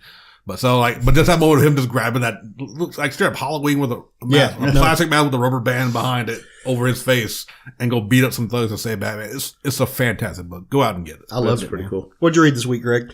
So I read Miles Morales Spider-Man #1. It's by some indie publishing company called Marvel. Never heard of them before. Whom? Yeah. Saladin Ahmed is the writer. Javi Garon is the artist, and Brian Stelfreeze is the colorist. That's a goddamn good team. And it's a beautiful book, and it shows. I'm kind of changed the way I'm going to start doing my reviews. I'm going to kind of give a brief synopsis of the book, and then I'm going to give my thoughts on it. Okay. So in this book, you have Miles Morales is now in college, which is a little weird to me, but he's now in college. He's in a creative writing class. His teacher gives him a journal to write in because writers are all troubled and they need a way to let their emotions out. Facts. Which is a fantastic way for us to get him talking to himself throughout the book. Everything he talks about is in this journal. So instead of it being a thought bubble or anything like that, it's all. So I thought that was a very creative way to handle that. Goes on. It's pretty much him. He goes on a date with his girlfriend to babysit her cousin, this little kid named Eduardo. After the date, he's heading home, and because he's Spider-Man, he comes across a robbery. There these little robot cyborg-looking things that are committing the robbery. And just about gets that taken care of, and Rhino shows up. And you have this badass fight between him and the Rhino, and you can tell the whole time the Rhino's not wanting to really fight him. But everything he does against the Rhino is just absolutely shaking it off. Like he punches him, the Rhino doesn't feel it. He webs him, the Rhino just breaks the webbing, which is kind of amazing because you can't break the webbing. Sorry, quick question, just because I haven't read anything with Miles in it. Is he now in normal? Because he's from the Ultimate Universe. Yes. Is he now in normal continuity? Yeah, so he came over during the Secret Wars thing. Okay. They're all in There is no more Ultimate Universe. Oh, okay. And one of the things they actually did in this book that's getting some internet buzz is they kind of retconned his origins to make it seem like he never was in the Ultimate Universe, that he's always been in this universe. Okay. I didn't really catch that, but there's some kind of internet bitching about it because why change it? Internet's bitching? What? Yeah, right. I wasn't even going to address it. Okay, but, I was just curious for myself because I wasn't sure. So he fights Rhino. Come to find out Rhino's there actually to stop the robbery because his niece is missing. And so they team up together. This thing happens at the end that I'm not going to spoil, but it's a nice hook for the next book. Mm-hmm. So my thoughts about this book, for a first issue, it's very, very well put together. It's got everything you need. It's got kind of a real quick retelling of the origins. Here he is now. This is what's going on in his life now. You have a battle, and you have a hook at the end to bring you back for issue 2. So it's got all the things that you kind of want in the first book instead of just, here's another origin story. It's the art in this book. I can't talk about it enough. It's absolutely beautiful art. It's the colors, the pencils, the inks, everything about the art is good in this book. Awesome. I do have my problem with the retcon is not his aging. This kid is aging faster than any kid ever in superhero books. Yeah, it's weird that he's in college. My thing is, he in college? He's not a college level kid in Champions, and they actually address that he's in high school in Champions. He just finished Champion. The whole storyline in Champion. There was a school shooting. The Spider-Verse. He just finished, and they mentioned that in this book. Well, in Spider-Verse, it's like a private school, but it's a high school still. Yeah. And they mentioned that he just finished the Spider-Verse thing. In this book, but now he's starting college. So I guess they're saying that he just moved on to college. Yeah. The character's only 7 years long or something of that nature that they've had him, and now they've already got him. I mean, you have kids in the X-Men that are still teenagers that have been around for 15 years. Yeah, you got this kid that's went from 10 years old, now they've retconned it to 13. Now I don't really care what his age is. He's a great character, but it's just kind of weird to do that. I guess they maybe they got some cinematic plans for him. Oh, I'm sure. They want an older actor playing. I'm sure it has something to do with that. And I'm actually would be really great if they had a Miles Morales in the MCU. You know, it's really a great book. I give this thing 4 out of 5 stabbings. There's a panel a page in this where he's talking to his mom, and for those of you that don't know, Miles's mom is Puerto Rican and his dad is a black man, and his mom works at the hospital, and she's looking at the newspaper, and the newspaper says more children detained at the border, blah blah blah, and she's talking about how she's proud of him because in a world that's gone nuts where people won't even take their kids to the hospital anymore because they're scared of them getting detained. Yeah. He's still out there fighting the good fight because his parents both know that he's Spider-Man. Okay. It's the one piece of advice he doesn't take from Peter Parker, which is to keep your identity hidden. He does keep it hidden, but he decided to share it with his parents. Right. And it made his life a whole lot easier once he did. So, it's just a fantastic book, Jerry. I know you read it too. I really enjoyed it. And another thing on the immigration stuff that they get into, his girlfriend's cousin that's staying with them. Both of his parents, I believe, what she says is they're deported, and that's why he's staying with them. Yeah. So it's very topical, right? And going and all that stuff, and I really loved it. The art was amazing, and they had that. Not only that first page of him, but that page of just Rhino standing over him, and you just really get the sense of size of Rhino. Yeah, it's maybe the best Rhino I've ever seen in comic books. The way he's drawn in this, really, book. It's fantastic. The artwork in this book is absolutely second to none. I'm gonna check it out. Yeah, Jerry brought it to me. I'm gonna go read it. Yep, you should. Yeah, this was the book that you also you like pitched last week, right? Yeah. In a rare case of a book that I said I'm going to read, then I read it and then I actually talk about it. Hey, speaking of that, my book of the week is the book that I pitched last week. I read Black Hammer Cthu-Louise, the one shot. Yeah, man. And it was a roller coaster of emotion. It was good. It was. I'm pretty sure. Okay, so it was, of course, Jeff Lemire writing, Emmy Lennox, Dave Stewart, and Todd Kleen. And if I'm not mistaken, I'll have to go back and check, but I'm pretty sure that this was the team that was also on Jeff Lemire's Plutonium. It was, yeah. Because as soon as I opened the page and I was reading it, I was like, this looks exactly like Plutonium art. Yeah, it's the same artist. So the whole storyline that we get here, because it's cut and finished, in the blink of an eye. You get this character, this little girl, who is the daughter of a former villain that fought the champions of the city. I forgot what they what did they call them? I don't remember either. Jerry. Yeah. Well, anyway, his name was Cthulhu, and it's THU CTHULOU. And he so what happened with him is I think he was working in sewers or something like that. He stumbled upon this ancient god in the sewers who gifted him powers. The great one, the dark one. Yeah, and gave him a crazy Cthulhu head. And for a while he fought the superheroes of the city. And then eventually he just said, nah, screw it. I'll just go back to a normal life. And, had a wife and had a kid. And his kid ended up having the same kind of mutation, but then her whole body was like green as well. Yeah. And that's Cthu-Louise. Now, I went in this with at least the thought of like maybe her parents being somewhat decent, but they're both terrible people. Yeah. And then, she's kind of talking about how, she's constantly having this voice contact her, and she calls it grandfather. And she kind of references that it was the thing that gave her dad power.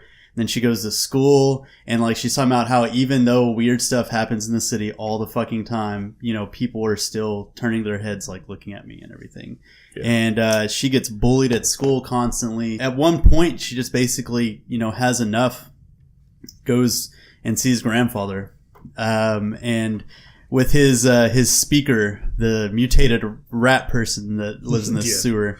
It's Splinter. Yeah, she basically like wants to be normal, and she's demanding that it turn her normal and everything, and it kind of gives her this like offer, you know. Yes, so be careful what you wish for. Yeah, trope. Do as your father did. Take up where he left off and sacrifice things to me. This book took a dark turn. Yup. And I was not expecting it. But I mean, with it being Jeff Lemire, and it's weird because it took this super dark turn, which at one point you're kind of like, you know, it's like, this is how school shootings happen, you know? Yep. It's a huge reference to that. Yeah. Like you've pushed this person too far. And I don't know, it's the ending almost like, it's kind of 50-50 because she sort of gets a happy ending at the end of it. But like after all this stuff and what she did in the book, I was just kind of like... I mean, I'm not going to make fun of somebody that is the granddaughter of Cthulhu. Yeah. I think I'll pass on that, but... Like, and it's kind of like with mutants in general, too. Like, if someone has, like, abilities or looks different, like, do you really want to mess with this person? Yeah. You know? Like... Well, but there are real-life analogs to this, and I think that's what Jerry's talking about. And that's what the book does that really... Like, if Jerry hadn't piped up in our Slack feed and said, hey, I'm going to do this book this week, it would have probably been mine. Yeah. Because the book makes you contend with, like you said, some really dark, really problematic things. Yeah. And I don't think the book is problematic as a whole. I loved it. Mm-hmm. But it really makes you question, like, some feelings I have. Like, unfortunately, we live in the United States and school shootings are a dime a dozen at this point. They happen all the goddamn time. Mm-hmm. And it's really easy, and at least even for me, it's gotten really easy to look at people who shoot up a school or who do mass shootings in general as just an evil shitbag. Like, mm-hmm. Okay, you're an evil shitbag. You did this, you're bad.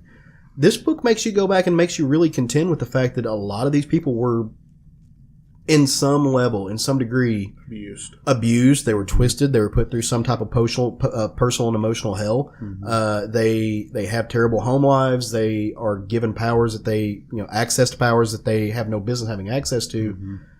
And we live in a world that we really like sympathetic villains, and I hate to think about a school shooter or a mass shooter period as a sympathetic villain. Right. But on some level, if you want to be serious and honest about it, you have to contend with that. Right. Oh no, I mean that goes back to the original big one, at least in my lifetime, was Columbine, mm-hmm. and a lot of news media attacked Marilyn Manson. Yeah. For blaming his music as part of what they did that, and they interviewed him. They were asking him, if you had a chance to speak to these kids before this happened, what would you say to them? He's told them, I wouldn't say anything. I'd just listen to them. Right. Because like I said, no justification is there ever a justification for taking other people's lives? But most people don't just snap. It does happen. Mm-hmm. But in a lot of cases, like you said, there's some shit going on. And it's whether, like I said, it may not justify the end of lives, but there's always something else going down. Yeah, it's a very nuanced thing. And I mean, whenever it's, all said and done, they're all victims, The shooter was pretty much like, she was being a victim of bullying, and then you had the victims of the children and everything in this series, and it was just it's just kind of rough to talk about, in this day and age. Yeah. And it was just a really crazy deep story for him to write. Yeah, and no everything. joke. Well, and so it's Jeff Lemire, right? Mm-hmm. So I don't think this is a one shot. I mean, I know this is a one-shot mm-hmm. story. Yes, he had something to say with the story, no doubt about it when you read it. Mm-hmm. This character is going to show back mm-hmm. up in the Black Hammer universe, mm-hmm. or he wouldn't have made her this mm-hmm. kind of likable villain or what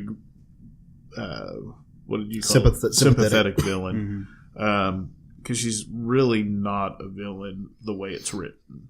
So it's going to be really interesting because she's going to show back up. Yeah, she both is, but she isn't, yeah. And that's what.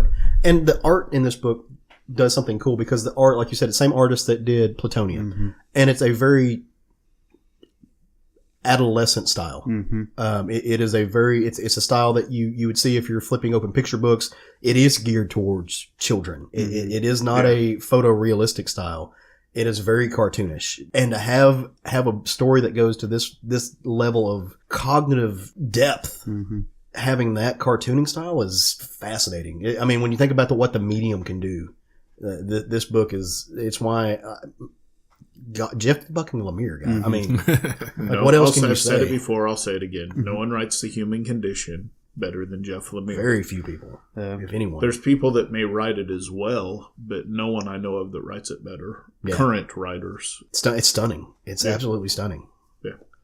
Very cool. Jerry, you got any last thoughts on it, man? I mean, go pick it up. Like, I cannot ever recommend something that Jeff Lemire is involved in. Yeah, even if you haven't read the Black Hammer stuff, like this that is a one-shot book that you can read that is, if you never read anything else in the Black Hammer universe, you're not going to not know what's going on. And I kind of feel that way about a lot of the stuff for Black Hammer, aside from what's the current one that they're doing? Atomic League or Quantum Age? Quantum Age. Yeah, Quantum Age. Quantum Age, yeah. Other than Quantum Age, which is going to be directly... Dr. Star. Yeah. Definitely pick that up. The Frankenstein series is fantastic. Sherlock Yeah, Frankenstein. Sherlock Frankenstein. Those are great in their own right, on their own. Yeah. Especially Dr. Star. Dr. Star's heartbreaking. Fantastic. Spoiler warning, but we're going to talk a lot about Jeff Lemire on an episode in January. Yeah. Yeah. Unsurprising. God, how the fuck do I follow that? Like, I don't want to follow that. I don't want to go now. Just do it. Well, now you know how I feel all those times when I had to go after you and I was fucking talking about It was a great book, Jerry. Spider-ghedon or something. Don't worry, I always follow y'all with Savage Dragon. You get used to it after a while. All right, so the book that I chose to bring this week is not a singular story. It's an anthology book, and it's put out by DC, and it's called their New Talent Showcase for 2018. The reason I chose this book is I love the creation of comics. I love to see, like we were talking about Tom Taylor. I've watched his career bloom and evolve, and him like doing these become his own entity, his own type of creative force. The New Comic Showcase highlights new creators that go to like a DC workshop every year, and they're kind of guided and mentored by people like Scott Snyder, by Ron Mars. I think he was involved with it, and it kind of gives you maybe a first taste of many people, of at least their first corporate books. These guys have all done work on other stuff. They've got their own creative projects, but this kind of gives you an idea of who you can expect to see in the future. Now, some of these people I've never heard before, and then some of them I'm not sure why they're on a New Talent Showcase. Yeah. Because I've seen them all over the place. But you get 6 different stories in this book. Now, the book is a little pricey. Like, full disclosure, the book is $8. So, but you're getting it's a lot bigger than just your average comic. I think it's 70 something pages. It's a thick book. At least you're getting the pages for the dollars. You're getting your money's worth with this. But it's got 6 stories that, again, some creative teams are just all new. Some of them have some people who are well established in the industry who are working with them. You get one book. I'm just going to list the books. You get story number 1 is Batman Leap of Faith by Philip Kennedy Johnson.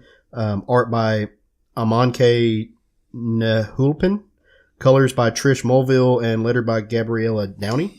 Yeah, sorry about that. Yeah, if you have a problem with the way he just pronounced your name, feel free to come on the show and fight us about it. I haven't said that in a while. There's going to be a few like this. The second story is a Constantine story called Neon Demons by Sonia Anwar. Art by Priscilla Patrades. Colors by John Roche. And lettered by Emma Kubert, who is the granddaughter of motherfucking Joe Kubert. Oh, nice. Yeah, so like, I mean, you've gotten the your main Kubert granddaddy, the big guy himself. You've got his 2 sons. Now his grandkids are getting into the industry, and that's awesome. The third story is Catwoman Pedigree by Joey Esposito. Dominique Stanton. Also, she goes by Domo, I think.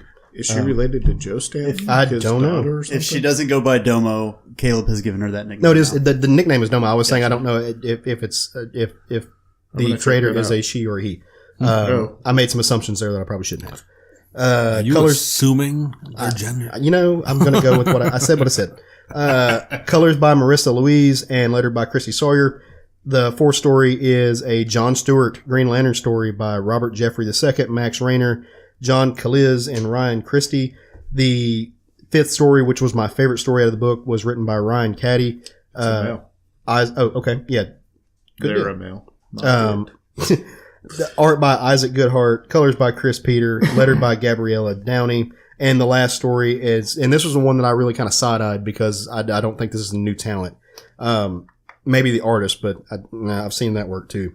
But it's a Wonder Woman story done by Mags Visaggio, who is, I'm a big fan of hers. She's just awesome, but she's well established. Art by Anki, colors by Beth Soleto, and lettered by Jay Castro. Now, there's several stories in this book. There's 6 of them, so I'm not going to spend 30 minutes talking about all of them. I do want to talk about a few that were my favorites, though. The first story starts off, it's a Batman leap of faith story. Batman it's dealing with the fact that in Gotham there is this movement of unmask the heroes. And a lot of this stuff takes place prior to Bat-50. So Batman is, as you know, he's a vigilante. He's technically a criminal. And so he has failed to save the husband of a woman who is running for the United States Senate. He was a district attorney. He was killed. She is now running, part of her platform is to demask the Bat and to end vigilantism. Zax or Zizak or what the guy who has all the scars. I'm terrible with his name. I was just said Zaz. Zaz is the one who killed her husband. He's also going after her. Batman has to save her. Save the woman whose entire platform is locking him up. There's some real world connotations there. Right. Really, really great story. The art was fun. It was fine. It's house style, and I think that was done purposefully. There's very few people who really take off as far as the art in this book and really throws their own spin in it. They're up and coming artists. They're new guys. A lot of them are trying to land jobs at DC. It makes sense they would try to really push the house style of DC. The other story, another one that I really, really liked was the Catwoman story. Kind of has a manga art feel, a blend of Western and Eastern style in this. And like I said, this happens prior to Bat-50. Catwoman is out and about doing her thing. She's followed these criminals who have catnapped all of these cats, and they're taking them to the Penguin's. Apparently, the Penguin is running an underground cat fighting ring, which I'm not sure. I'm not sure how that's supposed to work because you can't get cats to do anything you want them to ever. But Except for fight. Apparently, they're doing that in this. And so she's there to stop it and stop the Penguin. One of these cats is apparently the pet of Damian Wayne. Oh. And Damian has, he's supposed to be at home because Bat Bruce is out doing business stuff. Bat Bruce. Damian's broken out. He's put a tracker on the cat. So the cat gets kidnapped. He's tracking the cat down. He and Catwoman meet. They have this moment of, well, you're supposed to be in bed, and he's like, well, you're not supposed to be doing this stuff. Like what? Well, I'm telling Dad, no, you're not. Well, I'm telling your dad, no, you're not. It's really great. And so they have to kind of rectify the relationship, work together. By the end of the story, they do their job. Damien gets his kitty back. He has to go home and keep being a little shitbag to everybody but the cat. Selena is pure Selena. They nailed the character in this. Selena solves the crime, does the right thing, keeps a little bit of money for herself, but then donates the rest of it to a shelter. And I thought that was great. My favorite story in this book, which really surprised me because it's normally a character I don't care that much about, was the Zatanna character. And I'm really, I had to go back when I went back to, I read this whole thing with not really paying attention to the creative teams. I'm actually friends with Ryan Caddy on Twitter, and we chit chat a lot. We just talk. I think we bonded, developed a friendship over making fun of comic creator douchebags. But so it was really cool to see my buddy who I've kind of gotten to know a little bit, show up. I've seen his work in one other thing. He had a backstory in a Marvel, I want to say it was a Weapon X series. He had a backup story in that. So he's really kind of getting his comeuppance. He's starting to gain some traction in the industry. It's great. Zatanna comes to this, it's this island in, I think, Italy somewhere. And they are basically throughout time have been held hostage by these demonic forces who demand a sacrifice every couple of years. It is an audience of demons, so to speak, that they demand that some magician, somebody puts on a show to just satiate their need to be entertained. Somebody has to be sacrificed. Zatanna's dad, Zatara, was the last magician to do this, and he used sleight of hand. The story is actually called Sleight of Hand. He tricked them. So he managed to do the show, satiate them without killing anyone, and they're pissed about it because somehow they found out. Mm-hmm. And so Zatanna comes back, and now it's up to her to try to figure out a way to solve the problem. And they're on to her tricks. They're watching her every move. They're scrutinizing her because they're like, we know you, we know your dad. You tricked us last time. We demand blood. It's a blood sacrifice. You're not getting away with it this time. But because she's Zatanna, she does. And in a really interesting way, she not only solves a problem now, but she solves a problem for the future. She uses her backwards powers to bind the spirits to reverse sigil, and does this really cool thing where instead of inviting them in, she like disinvites them without them realizing it.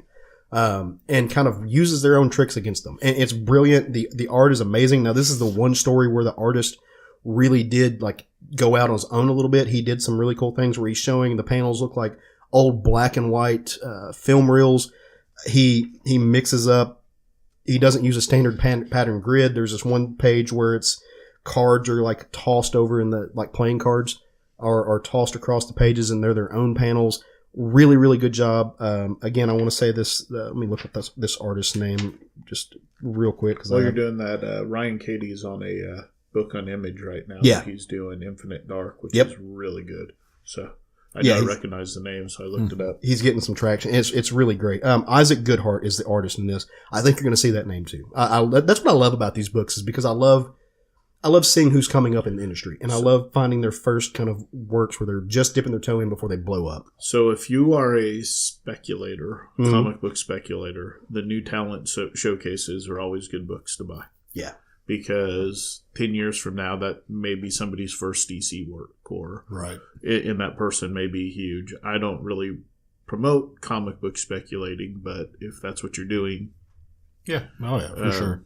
Well, and if you just want a cool piece to add to your collection, you take a book like this. It's the same theory about why I love this is why I love books like Marvel Comics Presents. That's some of my favorite stuff to take it to conventions because you've got 6 stories, different people.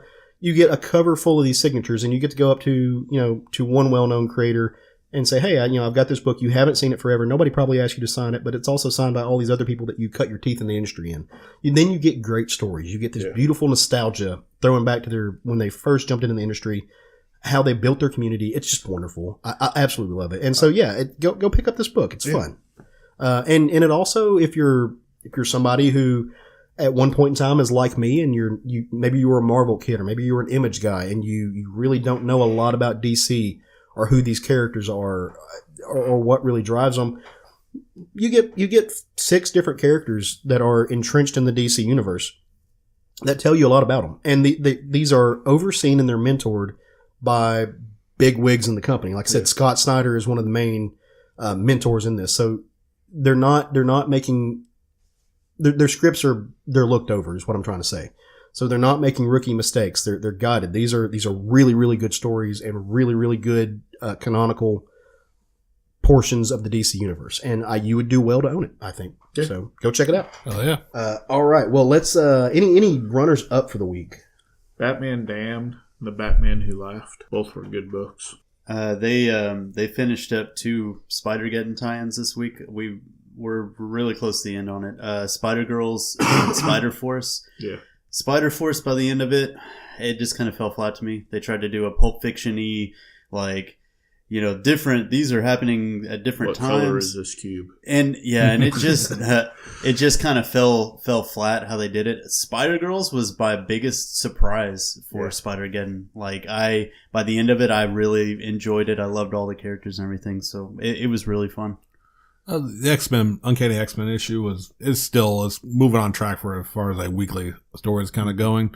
The ending, the last panel, maybe like a little bit of a no shit moment. I don't know if anyone else read it. I haven't got to it yet. It's on my list. And not major, but I'll leave it at that. And Avengers, as hyped as I was, it was just kind of okay. Oh, The Date was fantastic. I love that book.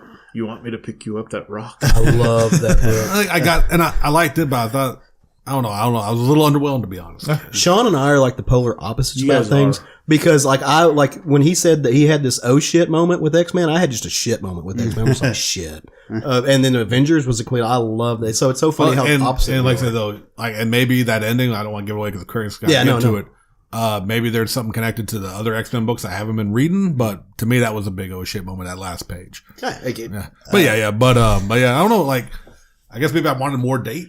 Don't get me wrong, as far as Avengers goes, Ursa Major, like, holy shit. But like, I don't know, like, I think I hyped myself up because I was really excited for that, the Hulk Thor date, and I don't know, it was cute, it was a good moment, and at the end, it finished well. I was expecting more of it, I guess. You know how they say some people have no chill? Yeah. To Ursa Major has no chill. No chill. T'Challa is nothing but chill. Right. Like, Oh, that absolutely. man is made of Absolutely. It was good, but it didn't hold up to Batman is all. But it was still definitely worth it. Craig and I read As Guardians of the Galaxy this week. Oh my god. And there I was a forgot scene- about that. Cullen Bunn quoted it as having one of his Was favorite it that panels ever. So all this stuff happens on Gladiator's homeworld, the Shi'ar homeworld, and Throg's involved, and the Nova Corps comes and imprisons them all. And at one point, Thunderstrike's talking to Throg, and he's like, "Sorry, buddy, they even made you leave your hammer." And then it pans over to a shot of Gladiator trying to pick up the tiny frog hammer, and he's just It's like the best ever. struggling, and it's like a hammer like this big, and it's You got both hands on yeah, it. He's leaning way It's back. like- that was a Trying to fantastic pick issue. up Throg's hammer. Yeah. Speaking of This Cullen is not Bunn, worthy. just to kind of throw back, my book to look forward to last week was Vampirella versus the Reanimator. I picked it up this week. Absolutely loved it. Great art. Beautiful homage to those characters. Very much a throwback to the Warren magazine roots, being a black and white book. Really fun. I'm not usually one who really gets into these licensed crossovers. I kind of think they're a lot of shtick. Mm-hmm. This one was cool. I'm gonna stay on this one. Mm-hmm. And yeah, Cullen Bunn, man. I saw a lot of people talking about it on Twitter. Yeah, it's great. Mm-hmm. Beautiful stuff. Those all might have been just Caleb. I can't remember for sure. Probably. I only have 17 accounts. I only have 2, and one of them is FFG account. It's totally me trolling you. Anyway, so let's get ahead of ourselves and talk about some books that are coming out next week. What are y'all picking out for New Comics Book Day? Yeah, I'm gonna get Darth Vader number 25. It's the final issue in Charles Soule's run. In fact, the final issue in this run. They're gonna. I don't know if they're relaunching another Darth Vader here in the future or not, or if he's just going to be more of the focus point in the Star Wars book as well. But Darth Vader has been one of the better Star Wars books for a long time now, both runs. So, kind of interesting to see how it wraps up. Nice. He's finishing building his castle on Mustafar. So I wonder if Soul is just done with Marvel at this point. It seems like all of his books are wrapping up. Yeah. So It's interesting. So the book I'm going to tell you guys to grab and get ahead of myself a little bit by saying to pick up Shuri number 3 by Needy Okafor and Leonardo Romero. I've fallen in love with this series. I really have. Like, issue 1, we roundtabled it. Had a great time. Had some questions and wondered what they were going to do. Issue 2 answered all of those questions. Really just solidified my character. Or solidified the character. Solidified the plot. I'm all in on this book. I think it's wonderful. It's great. It's good for almost any age. And I've just kind of fallen in love with Shuri. I think she's badass. Really cool. So go check that out this week. Very awesome. Book next week for me is going to be Middlewest 2 Mm-hmm. from Image Comics, written by Scotty Young. Art is by Jorge Corona. This was based on Jerry's recommendation and just put the book in my hand. It's for what I'm anticipating, and if, like I said, a lot of questions in the first book, but if it's going where I think it's going to be a fucked up Wizard of Oz story with a lot of like subtext to abuse and everything, which not even subtext really, is very blatant in this book. I think it's going to be a damn good read, and I can't wait for issue 2. I'll be honest, that was going to be my book of the week, and then I knew that you were going to pick it, so I didn't pick it. I had others. Only because I knew that, I mean, that's an amazing book, so one of us was going to pick it. I didn't even realize that was coming out next week. Now I have something else to look forward to. But finally, we have made it. The end of Spider-ghedon. The last book is being released next week. So I can finally... Well, we know who wins because Miles Morales issue 1 came out before the end of. Yeah, and that was one of the things that I kind of had problems with this, and I guess it's a big issue that you have whenever you have side stories and stuff, is they don't tell you what order necessarily, I guess, to read them in, and then they also kind of release them out of order. Yeah. And then with that Spider Force thing doing the weird time thing that it did, like, I don't know, it was crazy. I've loved it overall. Spider-ghedon has been awesome. I've really liked following it as it's come out. My wallet has hated it though. So I think they just need to make the Inheritors a bad, part of Spider-Man's rogue gallery, and just have it in the main title when they show up, and then you can bring other Spider totems in to help. And it depends on how this last issue ends, because you've got two different groups. I thought they were all dead before. Well, I mean, they were stranded. Yeah. So. You've got the Miles group that's like, no, we just need to go imprison them again, and then you've got the Superior Spider-Man where he's like, no, they gotta fucking go. We don't need this happening. Superior Rock. Well, he's back in the Spider-Man suit. Oh, yeah. I forgot that. Yeah, because they did I forgot. Yeah. They did the one shot, and then apparently after this, it's going to be Superior Spider-Man again. So look forward to seeing how everything ends and what we get out of it after that. What was that book one more time, Jerry? Spider-ghedon number 5. Okay. Yep. All right. Well, guys, are we ready to bring this thing home? We are. Yes, sir. All right, everybody out there in Radio Land, we really hope that you have enjoyed what you've heard. We've enjoyed bringing it to you. For those of you who are longtime listeners, you know that we do this every Sunday. You're going to get a new episode every week, and that's kind of our driving force. We want to get you a new episode every week. If you're new to the show, expect a new episode every week. This is what we do. You can always come find us on Facebook. We have a Facebook group. It's a page. You can jump in. We're always talking about news. We're talking about articles. We're posting pictures about books we're reading. You can jump on our Instagram and our Twitter feeds at SFG Podcast on both of those. Kind of the same thing. We're just hanging out, doing the social media thing. We have an email address so that you can send any of your comments, questions, concerns. Mainly just comments or questions. We know you're concerned. So are we. We're at southernfriedgeekery@gmail.com. If you want to do us a big solid, you can go on iTunes and you can rate and review us. That way, everyone else who is searching for the next best, the latest and greatest, the pinnacle of podcasting can find that, and then they'll see us right beneath it. So and that's our show for this week, guys. And it's still not too late to vote for us for the iHeartRadio. It is not too late, even though we're not on iHeartRadio. It doesn't matter. But speaking of voting, don't forget, go on our Facebook page, find the tab, it's up at the top, fill out your form for the Golden Geekery Awards. We want to know what you've loved when we talk about it all the time, but we want to know what you guys love. It helps us figure out what you're reading, what we can bring to the show, and it's just kind of fun, man. It's an interactive thing. It's making you part of the community, and that's what we want. If nothing else, guys, go forth and love some comics. Woo!